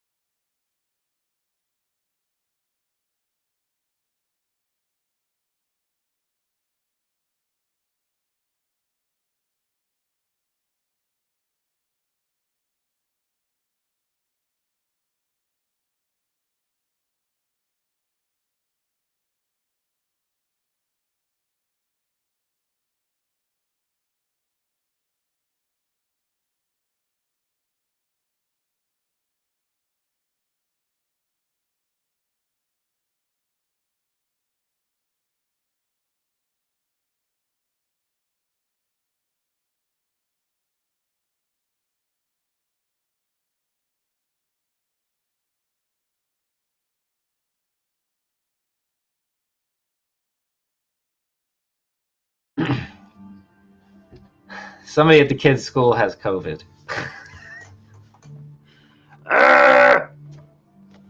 Anyway, so everybody's got to go get tested. It's just crazy. Anyway, what was I doing? I was reading something.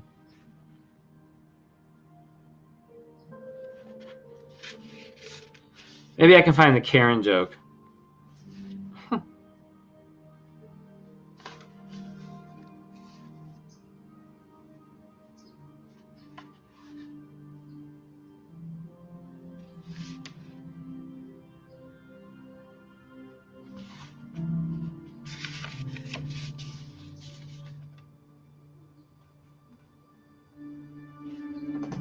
What the heck? Where the heck was it?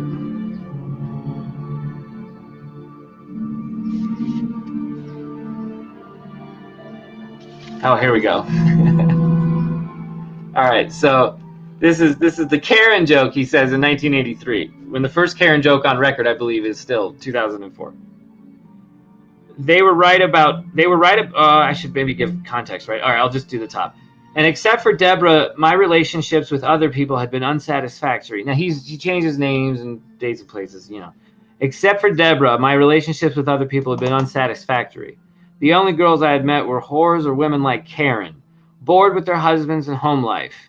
They were in many ways worse than the whores because at least with the prostitutes, one knew where he stood. They were right about it. No games. They were right out front about it. No games, no acts, semicolon. Give me the money and you get the pussy. The Karens, however, were all about half crazy. Anything could happen with Karens.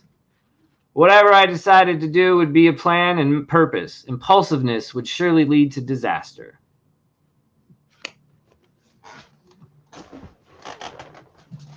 I guess we can change the Wikipedia on the first Karen joke.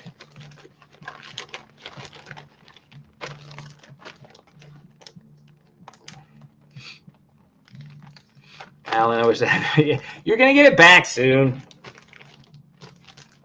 Keep good care of it.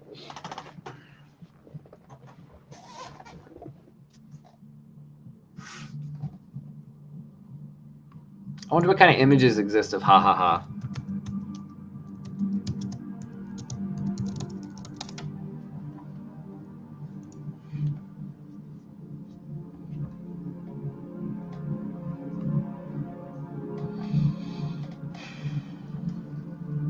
Interesting, there's no pages whatsoever.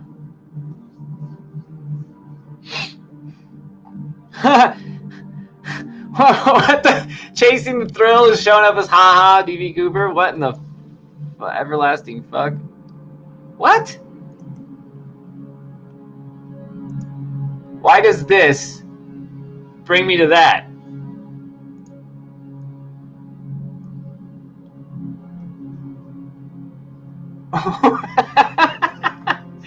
What the fuck is this?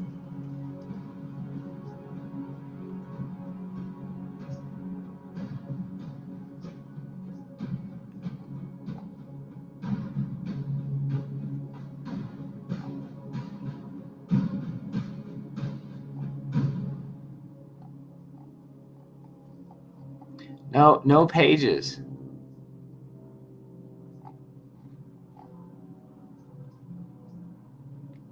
Now I keep thinking my phone's ringing.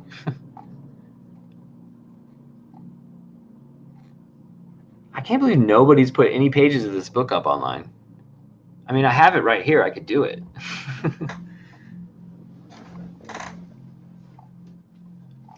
Maybe there's a reason. Why the hell is this linking to this?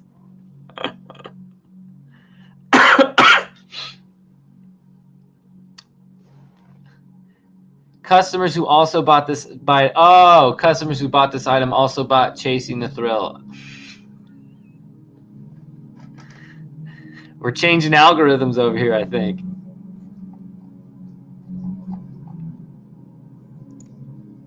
I love it. I love it. I want some more of it.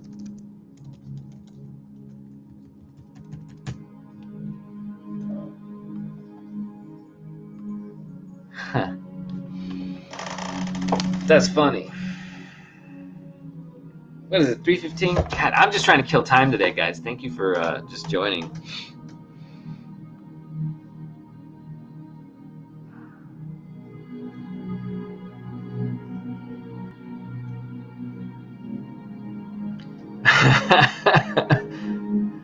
Packer Jack, you're such a son of a gun.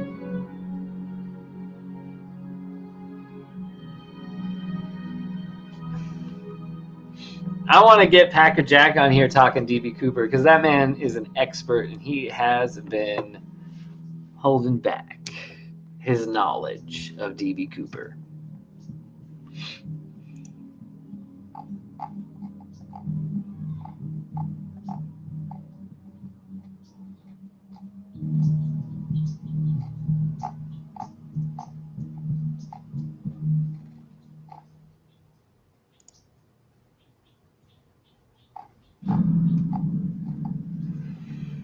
mean, the cover's dope. Even the cover's cool. I mean, that green foil.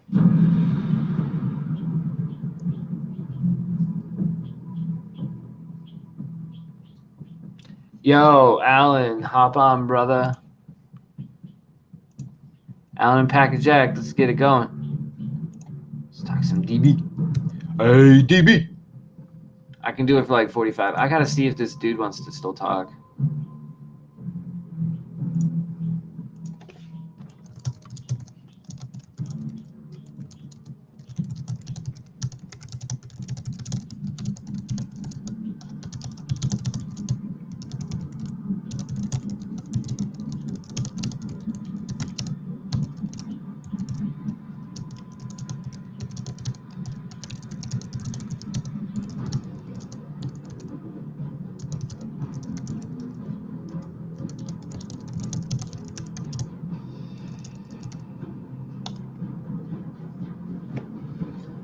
Boom, boom, boom, copy that, send the message, send the link to the guy right here, Mr. Alan K, boom, and Backer Jack, boom, sending the link, boom, boom, done, boom.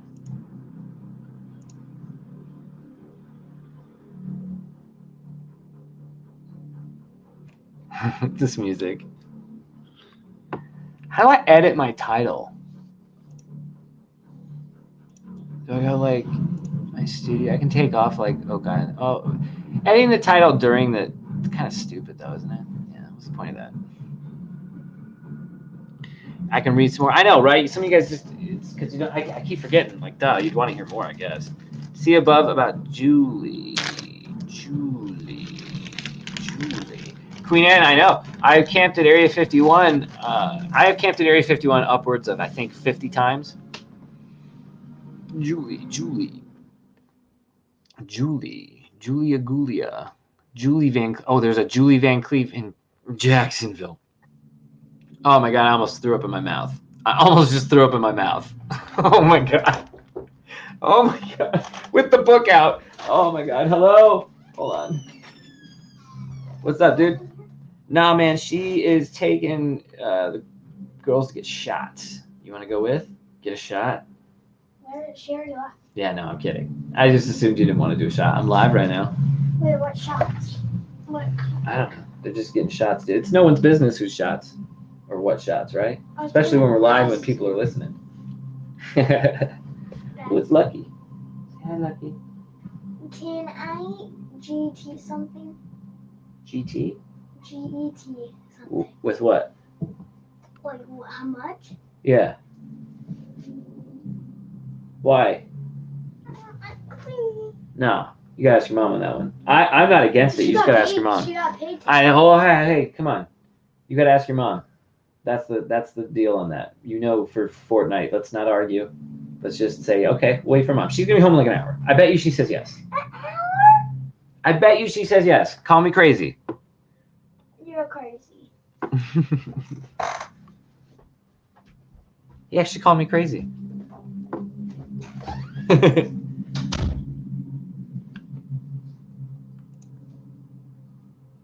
Alan's coming on. He'll be 2 minutes.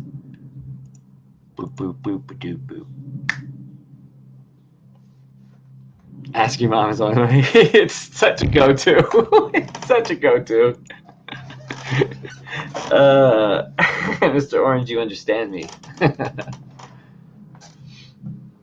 Money Green, that's right, Lost. And remember, Fenn put a whole scrapbook together about foiling on the cover of The Thrill of the Chase. He made a big deal about it. Nice and shiny.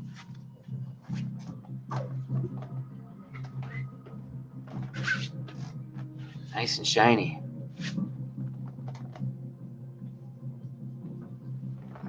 Both self-published novels.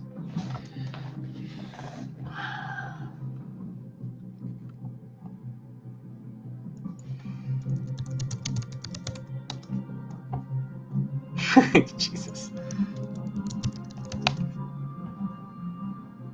There it is. Ooh, we can open that page up. We can do that.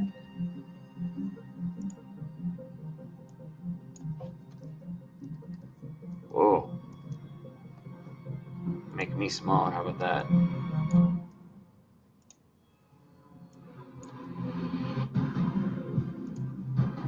That's still not good enough, is it? Just give me a regular image so I can zoom in on it myself. Good grief. I like... Okay. There we go.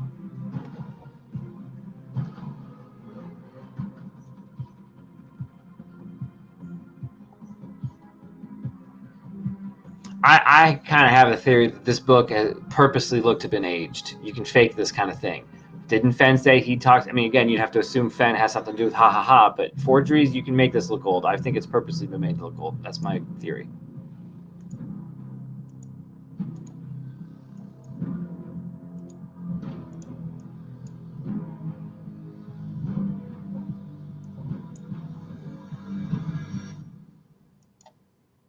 But they didn't even do all the words.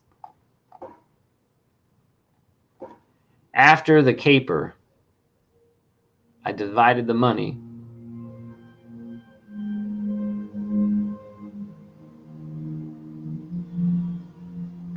Flaky bunch of idiots.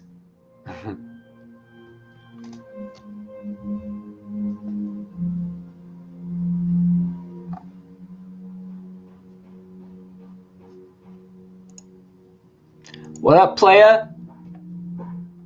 Oh, I'm on mute. What's up? What's up, dude? Hey, is PJ coming on? Am I allowed to call Packer Jack PJ? Sounds so. real name either way. I mean, you should be able to. I think. Anyway, what's going on, dude? Not much. I was asking you to look up that one like babbling brook hump within a hump page, but I don't remember what page it was. Yeah, it's too bad. I thought. You out of your mind? Well, I thought it might have been like 126 for some reason, but it could be dead wrong. But I thought that was an important one. I'm not sharing that one. It doesn't matter if you do or not. It's just more of the way that he describes hiding stuff. It feels very all right.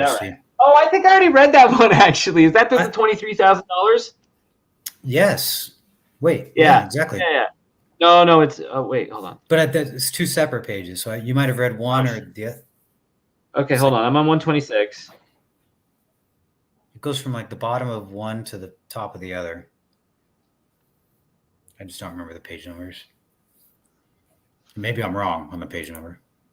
I don't see it. Yeah, okay. I could be wrong. I'll have to keep looking. But that is one that feels very Fenny to me. It's fun that there's a whole story about a grocery store in here, too. Yep. Right? Just like Skaggs grocery store, right? Yep. There's a lot of parallels. And now the annual Thanksgiving Eve party in celebration of D.B. Cooper's jump 8 years ago today began to be a legend. You are probably asking, how did this yo-yo make... I'll tell you what it actually says. How did this yo-yo make $1 million?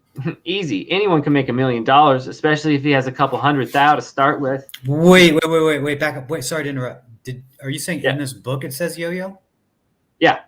Okay. Well, there's a scrapbook where Fenn says, talking about what's her name? Someone would come through New Mexico or Santa Fe, and she would pay with checks, but people thought the check was more valuable than whatever she was purchasing. And then Fenn ends that scrapbook with, I could buy a 10-cent yo-yo with a check, and they would cash it immediately. I like it. But I like it. Yeah. Our theory is the scrapbooks are pointing towards the bigger story, guys. Yep. Easy. Anyone can make $1 million, especially if he has a couple $100,000 to start with. Oh, it took some studying, but there was plenty of time for that, and it was interesting. Cured my restlessness for a good long time. After the caper, I divided the money 4 ways. $50,000 was kept in stash in Canadian banks, not river banks like the cops and other fools think, but the secure old-fashioned ones with stately columns and shapely tellers. That left about $150,000 for me to do I keep going? To invest. Since Boeing made the 727 used in my famous flight, I decided to show them some loyalty. Knowing their stock was depressed beyond reason because of investors' overreaction to the cutbacks in aerospace, I bought 10,000 shares at $6. Today it's worth $44. That's $440,000, folks. Boeing helped in more ways than one, wouldn't you say? Then I picked up a few grand in pocket change over the years from their dividends. Yes, a good company, Boeing. I recommend them to everyone.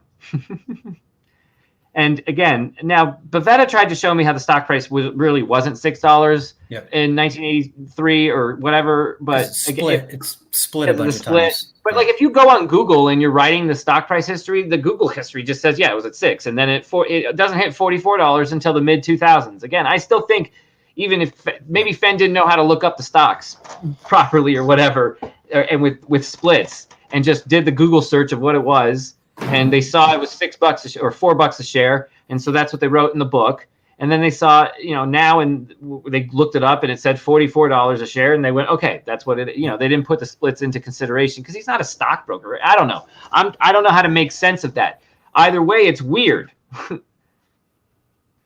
is weird to even point that out. Yeah. And even this, I've been digging a lot into the flight paths, and like Jason Dent's helping a lot with that. Like looking up the FBI records, and not just like this little arrow. Like there's different people that have different paths, and you're going to talk to Eric, whatever. You're going to talk to people, and you're going to hear a different story from every expert that you talk to. And they're all going to have a different flight path based on different sources. But it's interesting what you go off of. And this is it's not just like this flight path, what's described on the screen. Like that definitely didn't happen according to anyone's flight path, but close enough, I guess. Yeah. Actually, it looks like a Pilgrim Creek's arrow in his profile pic. Pilgrim Creek, are you part of this? Let me see Pilgrim Creek. Where's Pilgrim Creek? I don't see Pilgrim Creek. He's the one I'm being facetious. He's a naysayer, and Pilgrim, by the way, I'm usually being playful. Yeah, I'm trying to look because did Pilgrim have me blocked? Because I don't see any of their messages. Oh no, he or she definitely interacts. Oh, that totally looks like those arrows. Well, my joke earlier was that Pilgrim only makes a point when he updates his profile icon. But he does she makes good points about stuff, about the money, like especially that's why it brought me to it. About how did a dollar bill never turn up? Like that's one thing that no one understands. The only other argument is that maybe DB didn't need the money, need all of it, and so maybe they're in a fireplace. Or maybe he really did store it and stash it away for something. Yeah, because it's really still there, and it could still be. Yeah, who knows? I mean, but there's. If you as long as you get rid of the idea that he jumped over the dense, cold, wet, rainy Oregon, Washington forest, Well, not only would they have found bills, they would have found a body and a parachute. Like a gigantic parachute, I think is pretty hard to hide while you're dead. You can't hide a parachute. Right, exactly. Exactly. The parachute. It's not like the parachute buries itself here. No. Like you should be able to find the parachute. They found every single other time. It's a little ridiculous. Yep. And then the money that was found on Tina Bar is upstream of even where the experts think he jumped. It was upstream of that or up. And again, in this book, he talks about it. He goes, "Yeah, I did it on purpose to fool him." Yep. How hard was this to think? And that's interesting. So the people that are watching probably don't know this. So the book was written in 83 or even 78. And this guy's already talking about putting the money in his creek and like weathering it and then burying it in Tina Bar, like just to mess with people. And then really recently, I'm talking in the last 4 years, they looked at the Tina Bar money and they said that the diatoms, and this is out of my jurisdiction, but they're basically saying that the seasonality of the spores that they found in the money weren't congruent with even November. Like they're like spring spores. They're spring, and then on top of that, the rubber bands. Yeah, the types of rubber bands around the money could only last a year before they would degrade and be gone. If this money was out here for 10 years, ain't no way the rubber bands were still there. Not possible. Come on. So someone it matches the ha ha ha story. It matches it perfectly. But someone definitely moved the money later into Tina Bar. So no, he didn't die. And look, this money, if you know how to launder money, then you're going to launder the money. And it happens a lot. The FBI doesn't catch everybody who does this. It's not like, oh, they catch every single person, even if they 71 here. And lo and behold, there's a scrapbook about that, isn't there? K-Pro's bringing up, Alan, remember the dog poop eBay money fiasco with Fenn? It's not a scrapbook, and that's the tricky part. Okay. And it took me a while to find it because it's not a scrapbook. It's the dog poop raffle story. So a random obscure thing that Fenn is doing. Yeah. Fenn said there was a bag of $50 and $100 bills on his desk in a Ziploc baggie, and then his dog ate it to pieces and shredded it, pooped out some of them. Then his family spent time like trying to sort it out, and then eventually they said, "We're not going to mess with this. We're going to put it on eBay." That money was sold for like $8,000, which is way more than even just the face value of it. But the whole point of it was about like that you could piece together bills, and this is Forrest's words, like you could still piece together bills, and if you have enough of the bill, you can swap it with banks or mints, for the value of the money. And the did he say launder it? I don't think he said launder, and that's where I was going through the Wayback Machine. I was trying to figure out his exact wording. I thought he said launder, but I thought I saw an image of it that said launder, but the image that you saw, I think, was a blog by someone else. Ah, okay. Yeah, but it's the same time frame, and I think a lot of things changed since then. But either way, the story's interesting. Yeah. About shredded money and not serial numbers don't matter as much, and he literally washed it in his laundry. Like Forrest Fenn said that. Like washed it in his laundry. That's what I saw. Washed it in the laundry. That's enough. Yeah. Okay, come on. Come on. When you talk about laundering money, he's literally talking about laundering money. And then, do we have to go back to the moment here again a zillion times? I don't have it, but that's too bad. I thought I had it right on command. But where Fenn was going, it's I hope nobody ever finds out. Like this is the same type of guy who's going, yeah, I'm washing money in my laundry. But if you're not looking for it, you won't see it. It's a weird story, and everyone says that, and that's what usually happens with scrapbooks, which is like people that are looking for the treasure are like, this makes no sense, so there must be clues in here. That's what most people think about all the scrapbooks. Either that or you dismiss all the scrapbooks, which is I dismiss them. I wish I did. Totally fair. But it's good that you did, because maybe they have nothing to do with the 9 Mile Hole Yellowstone, the real hunt. Maybe they had nothing to do with the real hunt. Maybe. Or maybe they had nothing to do with the chase, but they had everything to do with the real hunt, his story. Yeah, okay, sorry. I maybe misspoke, but yes. What you said is what I'm thinking. Oh, maybe we just said the same thing. We did. There you go. I don't know which real hunt you're referring to, I guess. The real hunt for me is the true story of Forrest Fenn. Exactly, okay. I meant the real hunt is in the chase, like the thrill of the chase. Yeah, see, I'm saying the chase is the distraction. Yep. And since you said that actually I agree with that, obviously. Yeah, it serves two purposes. I don't think you could ever piece this together without the chase. Yep. But then the treasure chest of gold is the distraction. There is a story there. Yep. And one way to find the story is possibly to just get the chest and see what's inside of it and that olive jar. Yep. But another way to do it is to just, he says 85% what he's saying is the truth. I bet it's closer to 70. He tells us random stories in the book that some of which don't make sense. Yep. He tells us stories in interviews like it's off a script that then coincide with fact from his own words from earlier before D.B. Cooper and the chase. It seems as if he has dared us to figure out his real story and figure out who he is. He said it's not who you are, it's who they think you are. Guess who the they is, guys? His number one rule. Yeah, it's everyone, including his own family. Including his own family. I mean, and then again, people say, well, how dare you, you're tarnishing his legacy ever bringing up that he's a terrorist, even though the term is sky pirate and Fenn calls himself a pirate. Let's not forget, magically, we just dropped the whole pirate thing now because it relates directly to what D.B. Cooper did. Sky piracy was the charge. What was I saying? Shit, I went off on that tangent. I forgot. Well, a couple of things. One, you said it's not who you are, so you think you are. That's his number Yeah, one rule. well, He said he has right. 109 rules. That's his number one rule at the end of his life. 109 rules. 109 rules. Yeah. And that was his Page number 109 was where I'm saying he looks just like D.B. Cooper, Dan Cooper.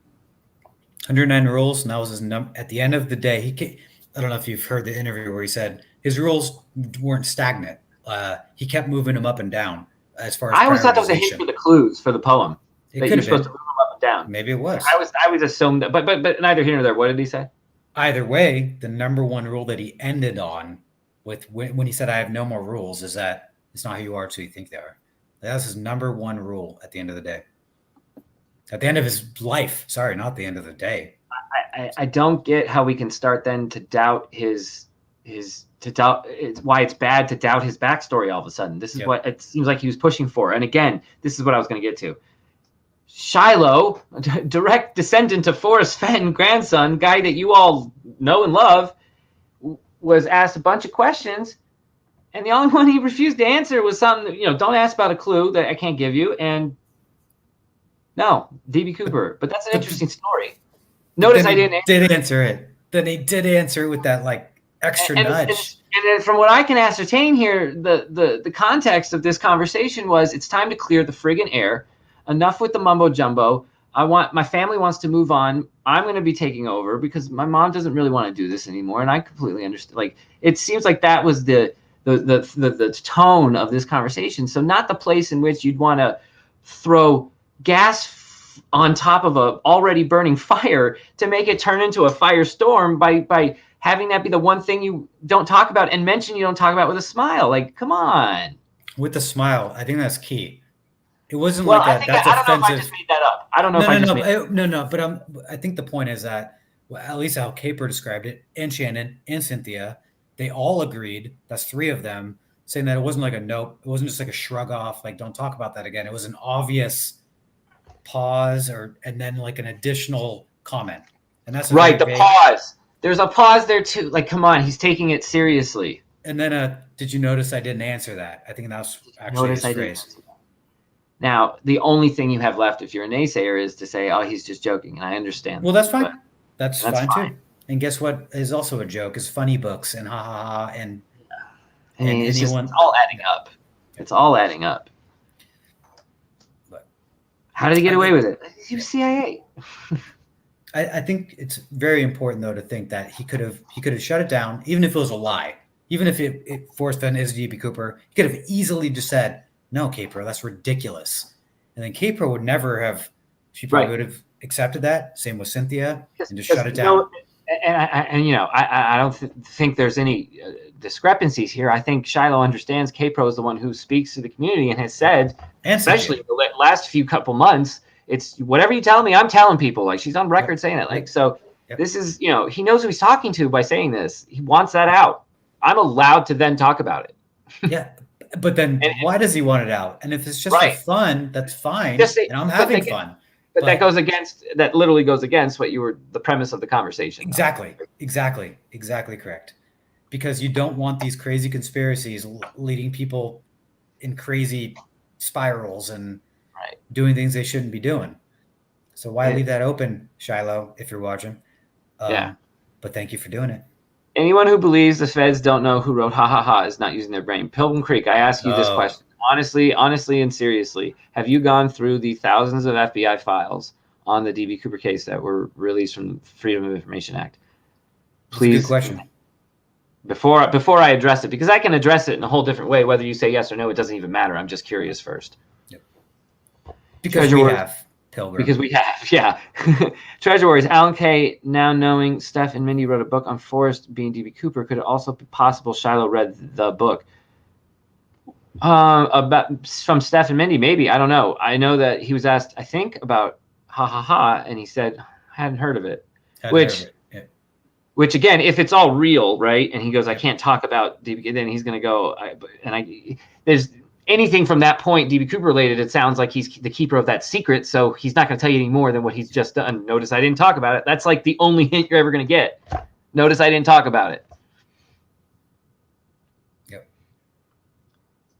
No, either have you. No, that's certainly not true. So I'm not done, but I'm about 65% done, 70% done, and it hasn't been mentioned once. And I have come across every year of their investigation thus far.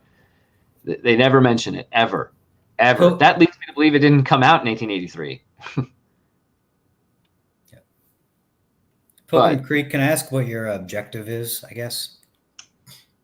Because you're here a lot, and so like I appreciate that. And I actually read every single one of your comments. So yeah, me too. I respect the opinion. Totally. I just don't get I used the word obtuse last time, and sometimes maybe words can hurt feelings or something, but I don't mean it in a callous way. Obtuse. It seems like you just are putting up a roadblock after roadblock that aren't really roadblocks, but that are just like trying to be difficult. But Pilgrim is saying things that are factual, is not the word, too. but they're very straightforward. They're fair. How did the bill never show up again? No one knows that. Again, that's a good question. It's a great question, but it doesn't mean that it doesn't. But that doesn't exclude it. Somebody did this. Someone did it, and the bills were never found. So, why does that exclude anybody on planet Earth? Actually, Pilgrim Creek, I'm 100% sure your Forrest Fenn or Shiloh proved me wrong.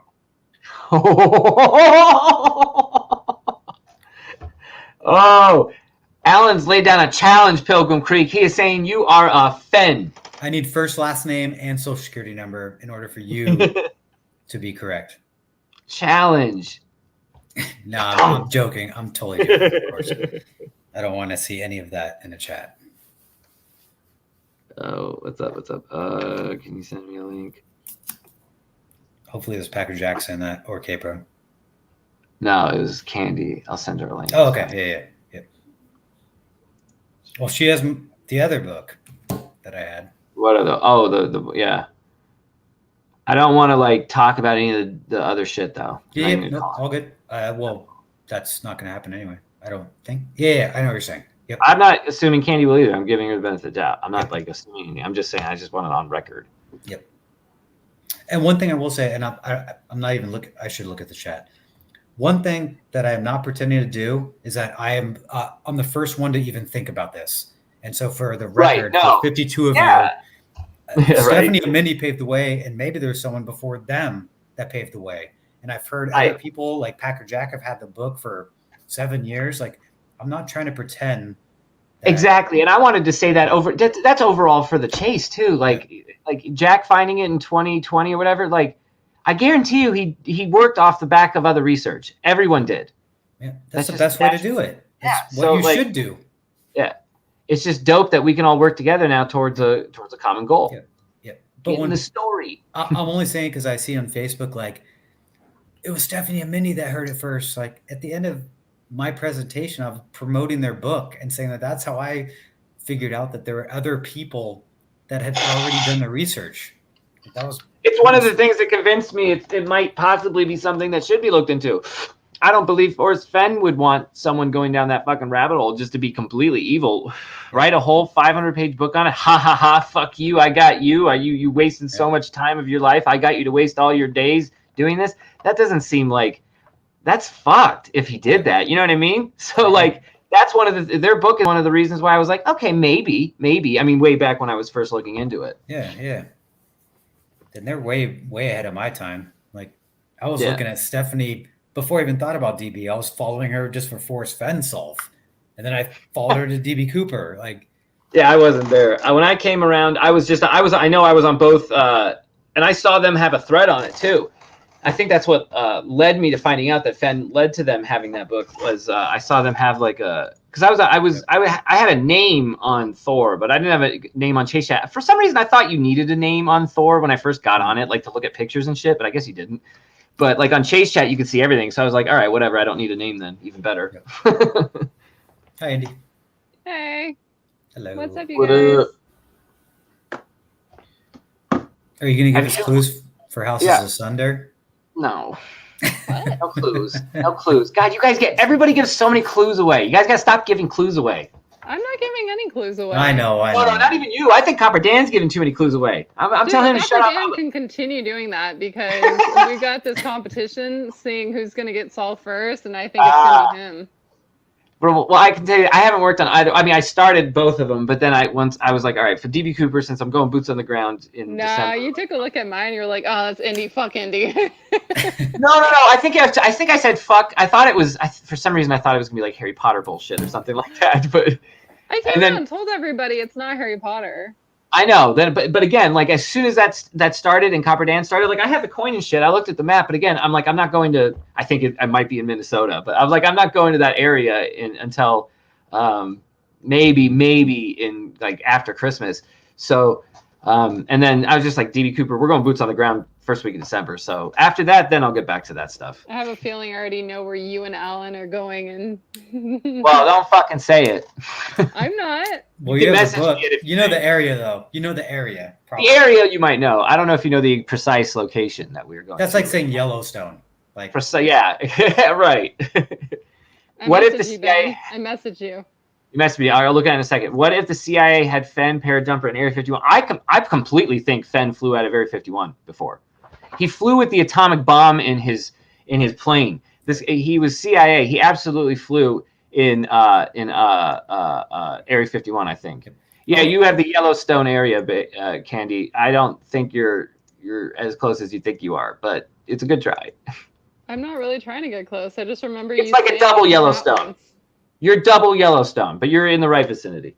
I was just listening to a Fenn interview where he said that his general was telling him he needed to fly every single plane in the arsenal. I don't know what you call an arsenal of planes.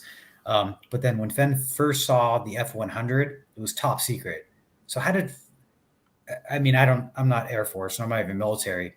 But if Fenn said that he saw that he was one of the first people to ever see the F-100, and it was top secret at the time. And this isn't an interview. I could probably pull it up, but does top secret mean something different as far as clearance? And I'm just asking openly because I don't know. Or is top secret just something the Fenn said, and you could be Air Force pilot, have top secret clearance, but not be some other 3-letter, government word? I feel like the term top secret has been like hijacked and abused, not to abuse a pun here, but and like I don't know if top secret means what we think it means. Maybe it does. I just feel like it's in so many movies that like in TV shows, like you see that stamp top secret. Like I don't know if that even is a term anymore. Well, anymore probably not, but in 1960s whatever, 6, 7, right. 5, like I'm doing a quick Google search of he said he saw the F-100 for the very first time, period, in a hangar, and he said it was the most like beautiful thing he's ever seen, and it was top secret at the time. And this was before that his general, or I'm not good with the military rankings, but his leader was telling him he needed to fly every plane and then he went into the hangar. What? I mean, I could probably find that interview, but are you guys talking about like in levels of top secret, like where the files are redacted? Yeah, like what were the levels back in the 60s? Like who was top secret? Was every pilot just considered top secret because they had to fly the darn thing? Yeah, or you know what I mean? Or like who was first? Does being first matter? Or is that just the embellishment part of Fenn where he really wasn't first, but he's just saying he was first? Like it's hard to decipher there, right? I always thought, and this is again, when I was camping, I camped at Area 51 like close to 50 times. I don't know if it was like there's so much bad information about Area 51 in the mid 2000s, but like I heard it was like majestic clearance for like Area 51.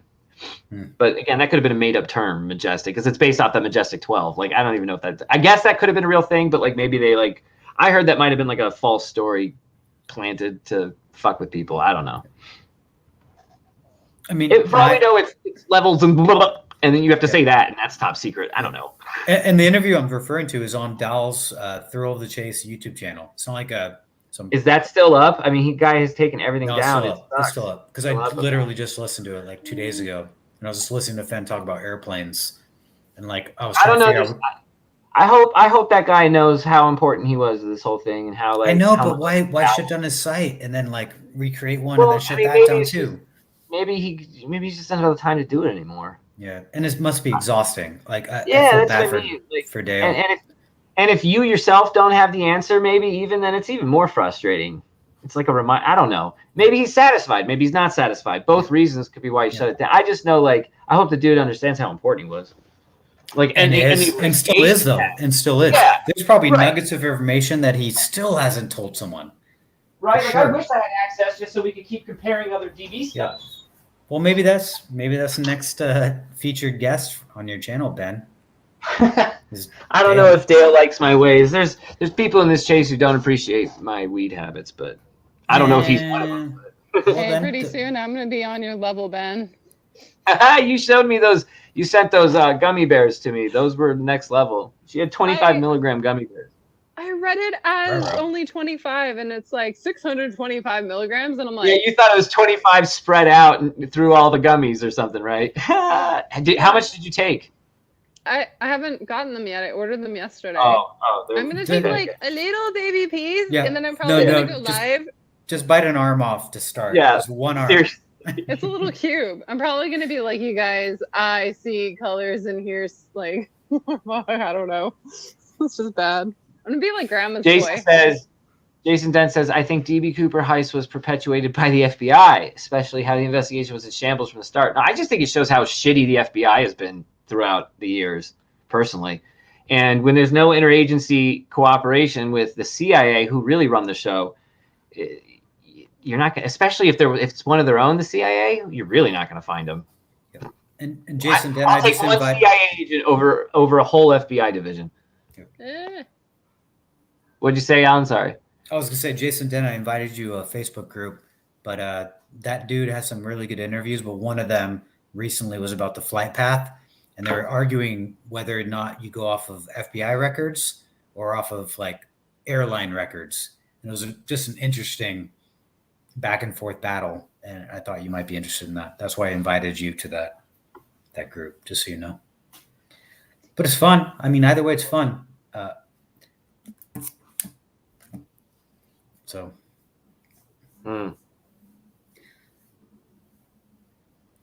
Oh, sorry. Hold on. I'm fell asleep on my Vegas dresses, you guys. So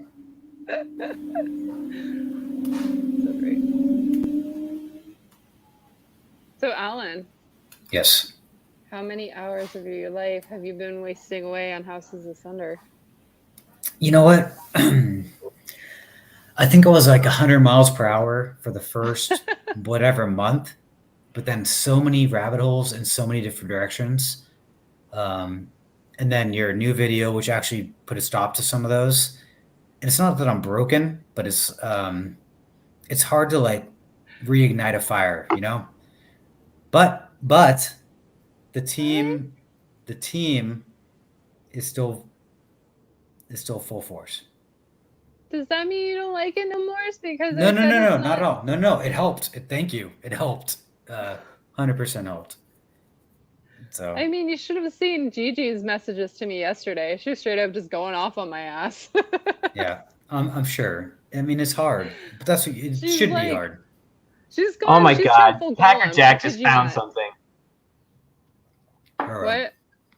Packer Jack just found something. Packer Jack finds something every 5 minutes. Packer Jack. I'm sorry, Packer Jack. You are suspicious after the shit I saw you post the other day. You are suspicious. He connected. Are you ready for this? You probably both will hate it. He has connected, through just Reddit commentary. That's all. To Back to the Future. No. Okay. I do hate it. Now, if Fenn did indeed write he's aware of other topics of the topic, especially during the chase, right? Okay. This is from 5 years ago. Okay. I'm gonna copy this. I'm gonna put it over here. Is Packer Jack in the chat still?